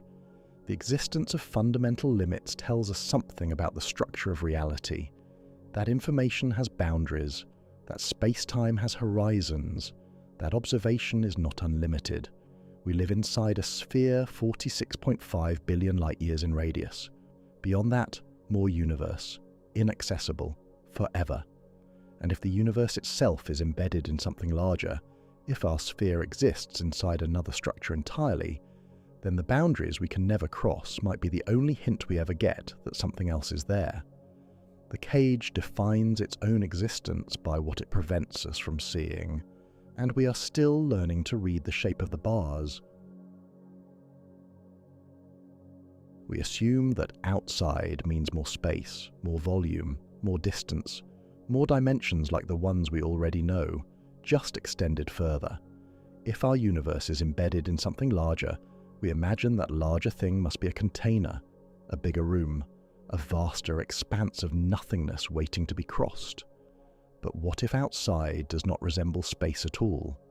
What if the categories we use to think about reality, space, time, causality, matter, do not apply beyond the boundary of our universe? What if outside is not a place you could travel to, even in principle, because travel requires space and time, and those concepts end at the edge? This is where physics meets philosophy, and where human intuition becomes dangerous. Every analogy we use to describe containment imports assumptions from our experience. A brain floating in a bulk, a bubble in a multiverse, a universe inside a black hole. These are useful models. They give us something to visualize, something to calculate, but they all presuppose that the outside operates according to rules we recognize. Space has dimensions. Time flows forward. Cause precedes effect. Objects have locations. These are not universal truths. They are features of our universe. Properties of the specific solution to Einstein's equations that describes our space-time. Change the boundary conditions, change the equations themselves, and everything changes. Consider. Inside a black hole, the radial coordinate becomes time-like. Moving toward the singularity is not a choice. It is as inevitable as moving forward in time. Space and time exchange roles. The distinction between where and when collapses. This is not metaphor. It is geometry. The mathematics describes a region where our intuitions about space and time do not apply. Now extend this idea. If our universe is the interior of something, if we exist inside a bounded region embedded in a larger structure, then the rules governing that larger structure need not resemble the rules inside. The bulk could have different numbers of dimensions, different causal structures, different or no concept of time, or it might not have physical laws at all in any sense we would recognize. The laws of physics are not fundamental, they are emergent. This is what string theory and quantum gravity suggest. The equations we observe, Maxwell's equations for electromagnetism, Einstein's field equations for gravity, the standard model of particle physics, these arise from something deeper. They describe low energy limits of more fundamental theories. They are effective descriptions of reality, valid within a certain domain. But change the domain, and the effective description changes. In our universe, the electromagnetic force and weak nuclear force appear distinct at low energies, but at high energies, temperatures above about 1,000 trillion Kelvin, they unify into a single electroweak force. The distinction disappears. It was never fundamental. It was an artifact of the energy scale. If this is true for forces within our universe, it could be true for the universe itself. The physical laws we observe, 3 dimensions of space, 1 of time, specific values for fundamental constants, might be local properties, features of a particular region, not universal. Beyond our universe, in whatever structure contains it, physics could be unrecognizably different. Other universes on other branes might have different force strengths, different particle masses, different numbers of dimensions. Some might permit no chemistry, no atoms, no complexity. Others might have structures we cannot even name because we lack the concepts. And the bulk itself, the higher dimensional space in which brains float, might not support matter or energy or information in forms we would recognize. It might be pure geometry, or something stranger. Mathematician and physicist Max Tegmark has proposed a hierarchy of multiverses based on how different other universes could be. Level 1, same laws, different initial conditions. Level 2, different physical constants. Level 3, different quantum branches. Level 4, different mathematical structures entirely, different logical frameworks governing reality. At level 4, the very notion of outside loses meaning, because outside presumes spatial relationships, containment, boundaries. But if the structure beyond our universe obeys different mathematics, it might not have space in any sense we understand. It might not be aware at all. Imagine standing at the boundary, not a physical edge. There is no wall to touch, but the informational limit where our universe ends and something else begins. You reach forward. Your hand does not encounter resistance. It does not pass through into another space. Instead, the concepts that define forward and hand and reaching stop applying. Cause and effect unravel. The distinction between past and future dissolves. You are not somewhere else. You are not anywhere. The framework that makes location meaningful has ended, and you are suspended in a state for which your language has no words. Human intuition evolved to navigate 3 spatial dimensions across timescales of seconds to decades. We are exceptionally good at predicting trajectories, estimating distances, and reasoning about objects moving through space. This intuition is reliable within its domain. It kept our ancestors alive. It allows us to catch falling objects, navigate terrain, plan routes, but it is not equipped to handle the extreme. At speeds approaching light, time dilates and length contracts in ways that violate our intuitive sense of simultaneity.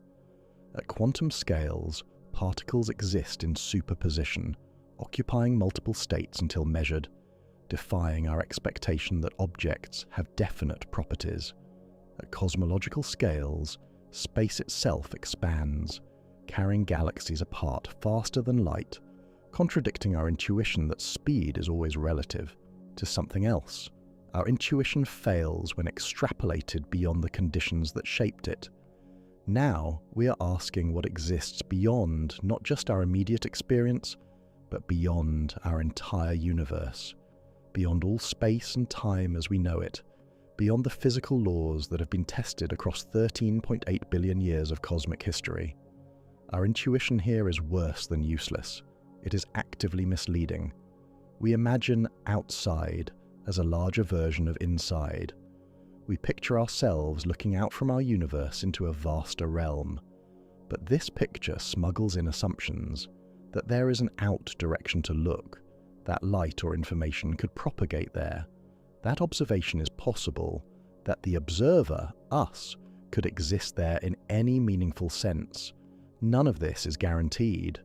The holographic principle from Chapter 7 suggested that our 3-dimensional universe might be encoded on a 2-dimensional boundary. If this is true, then moving outside would not mean entering a higher dimensional space. It would mean ceasing to exist as a pattern in 3 dimensions and becoming what? A different encoding? A lower dimensional projection? The question may not even be well formed. Brain Cosmology from Chapter 8 proposed that we live on a 3-dimensional surface in a higher dimensional bulk, but the bulk is not empty space waiting to be explored. It is defined by a warped geometry where gravitons propagate and brains are embedded. An observer confined to the brain cannot simply step off into the bulk. The forces that define observer and matter and step are confined to the brain. The black hole interior geometry from Chapter 6 showed that regions where space and time exchange roles exist within general relativity. If our universe shares this geometry, then the outside is not spatially exterior, it is temporally prior, or temporally posterior, or neither, because the singularity is not a point in space but a moment in time. Boundary condition, not a location. Every model gives a different answer, and none of them look like our intuition suggests. We do not know what outside means, not because we lack data, though we do, not because the theories are incomplete, though they are, but because the question itself may not translate beyond our cosmic context. If our universe is genuinely embedded in something larger, that something could operate according to principles so foreign that our language for describing it is structurally inadequate. Asking, "What is it like?" presumes similarity, resemblance, analogy. But there may be no analogy. The mathematics remains consistent. String theory, M-theory, brain cosmology, these frameworks are rigorous. They make predictions within testable regimes. They constrain possibilities. But when extended to describe what lies beyond all observation, they branch into landscapes of possibilities. No single answer emerges. Perhaps that is the answer. Not one outside, but many. Different structures corresponding to different solutions, different boundary conditions, different embeddings. The multiverse not as a collection of bubble universes floating in a shared bulk, but as a hierarchy of nested or parallel structures, each with its own rules, its own dimensions, its own logic. Or perhaps the question is wrong. Perhaps asking what exists outside our universe is like asking what happened before the Big Bang. The question contains a hidden assumption that time extends backward past the beginning. But if time itself began at the Big Bang, then before has no meaning. There is no when prior to the existence of time. Similarly, if space is a property of our universe, then outside has no meaning. There is no where beyond the existence of space. We are trying to use the vocabulary of the interior to describe the exterior, trying to map the unmappable, asking questions that assume the answer must be expressible in terms we already understand. And perhaps it is not. What remains is mathematics, structure, relationship, consistency. These transcend intuition. A mathematical framework can describe geometries we cannot visualize, causalities we cannot experience, dimensions we cannot access. The theory can extend beyond the limits of imagination, but we are left standing at the boundary with no way to confirm what lies beyond. The universe could be inside something. We have traced the evidence, explored the models, seen how geometry, fine-tuning, holography and brains all point toward containment. But the final question, what is it we are contained within, remains suspended, open, unresolved, and it may always be. We have travelled from constants to cosmology, from fine-tuning to horizons, from black holes that might be universes to universes that might be boundaries. And we have arrived at a simple idea that changes everything. Our universe may not be the whole of reality. It may be embedded in something larger, a region inside a higher dimensional space, a bubble in an eternal multiverse, the interior of a black hole in a cosmos we will never see, a three-dimensional surface encoding information from a structure we cannot access. The evidence is indirect. The mathematics is rigorous. The implications are profound. But what does it mean?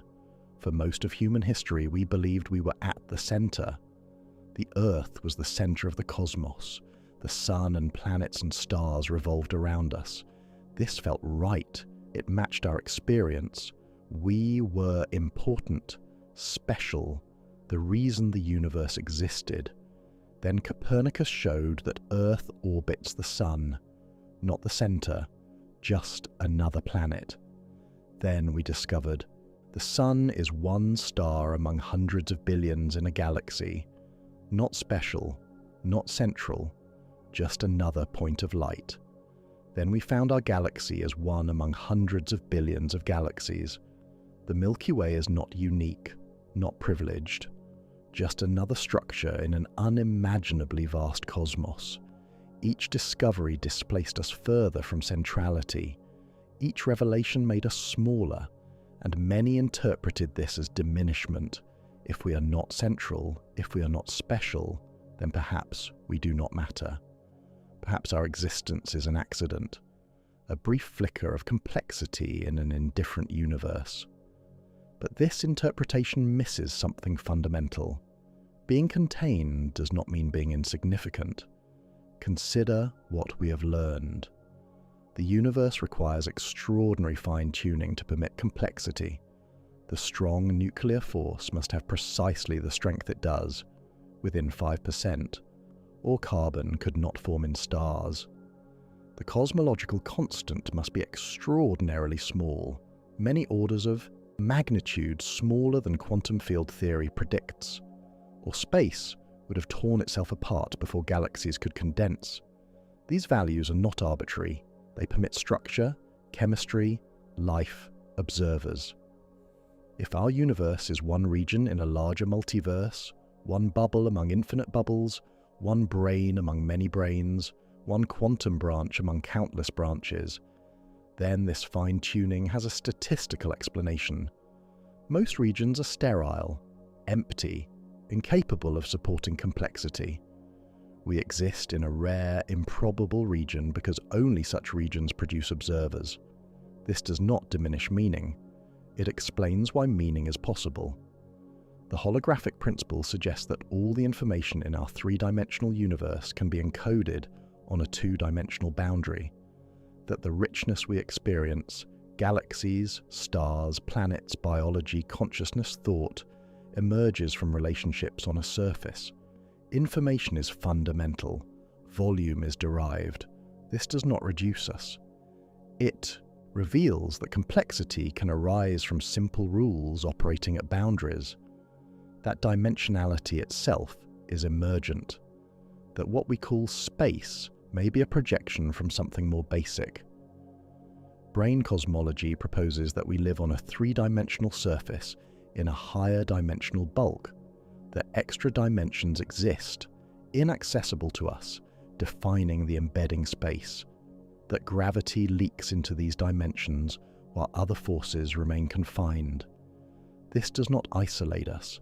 It suggests that our universe is connected to a larger structure through gravity itself, that the weakest force is weak because it has access to something we do not, that space-time has depth we cannot perceive directly, but can infer through mathematics. The black hole interior geometry shows that regions can exist where the distinction between space and time breaks down, where singularities are not places but moments, where expansion from a point in time looks identical to being trapped inside an event horizon. This does not trap us. It shows that the categories we use to understand reality, inside, outside, before, after, are local, contingent, features of a particular solution, not universal truths. The geometry is richer than our intuition suggests. Each of these ideas expands the scope of reality, not diminishes it, expands it. We have come a long way together, through mathematics that bends intuition and observations that challenge assumptions, through theories that sound like science fiction but are grounded in equations tested against every available measurement. We have stood at horizons we cannot cross and contemplated structures we cannot see. We have asked whether the universe, all of it, everything we have ever observed, might be embedded in something incomprehensibly larger. And we have found that the question itself transforms us, not because we have answered it completely, but because we have learned to ask it properly. Here is what we know with confidence. The universe is vast, beyond measure, 93 billion light-years across, 2 trillion galaxies, each galaxy containing hundreds of billions of stars, each star a fusion reactor converting mass to light, and within this immensity, planets, chemistry, complexity, life, consciousness, us. We are a species that arose on one planet orbiting one star in one galaxy among trillions. Our atoms were forged in stellar cores and scattered by supernovae. We are literally made of stars, carbon, oxygen, nitrogen, iron, synthesized in nuclear furnaces billions of years ago.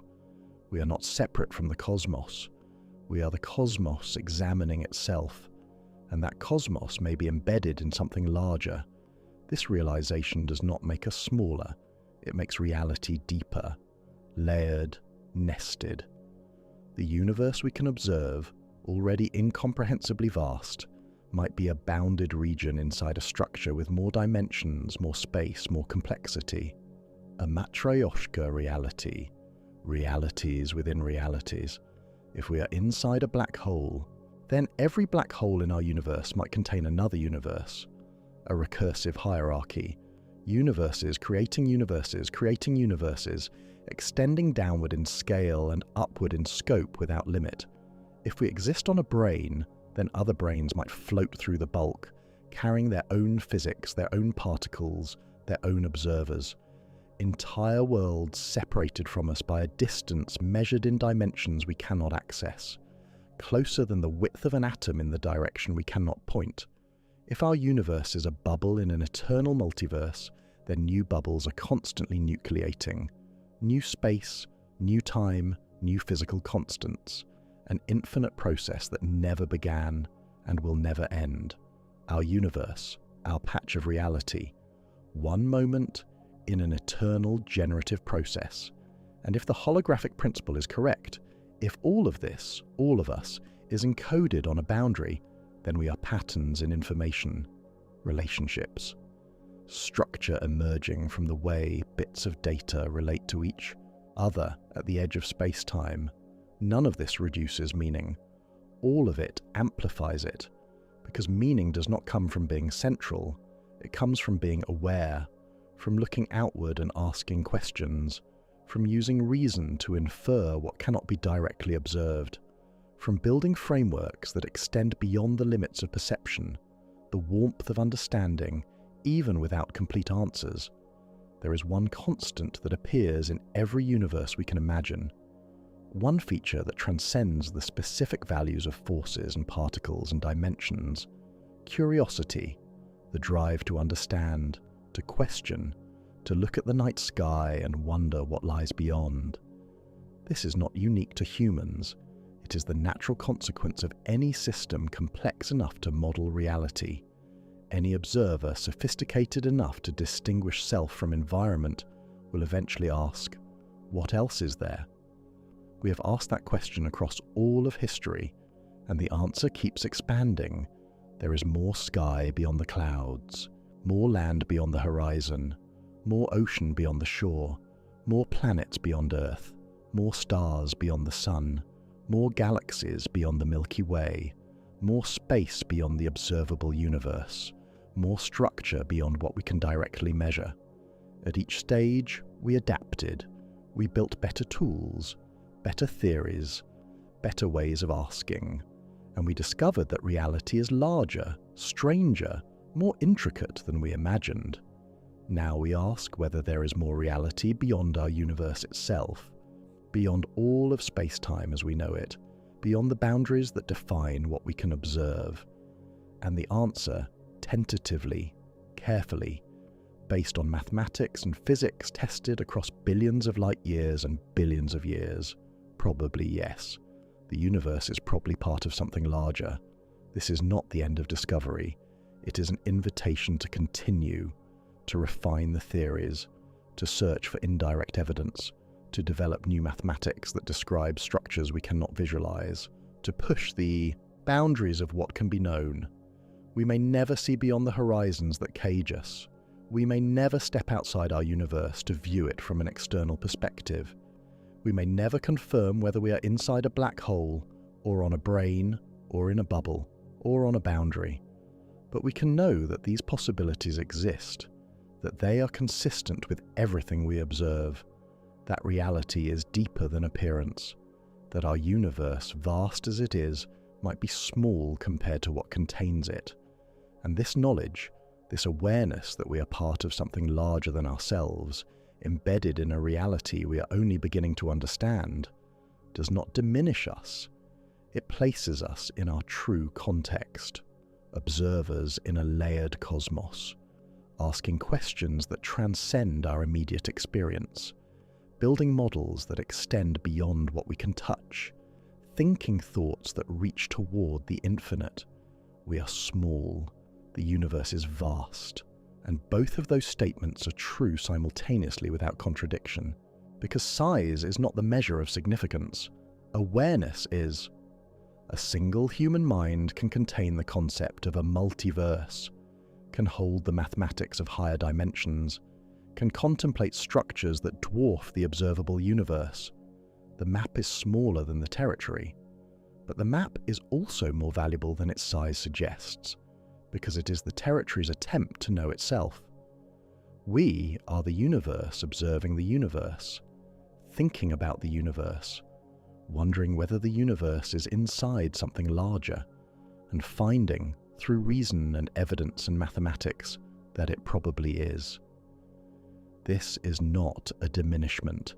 This is the most profound affirmation, that consciousness can arise in a universe embedded in something incomprehensibly large, that observers can emerge who ask whether they are contained, that the cosmos can produce minds capable of contemplating their own context. We are not alone, not in the sense of other civilizations, though they may exist, but in the sense that our universe is not alone. It may be part of a family of universes, a structure with siblings, a bounded region connected to something vaster. Yet we are also not small, not insignificance, because significance is measured by complexity, by awareness, by the capacity to know and to wonder. And by that measure, we are among the largest things the universe has created, small in size, vast in scope, contained in something larger, but not diminished by that containment. We are observers at the boundary of knowledge, looking outward, asking what lies beyond, and finding that the question itself, the eternal human question, what else is there, may be the deepest feature of reality, because reality keeps answering more, always more, and we keep reaching toward it.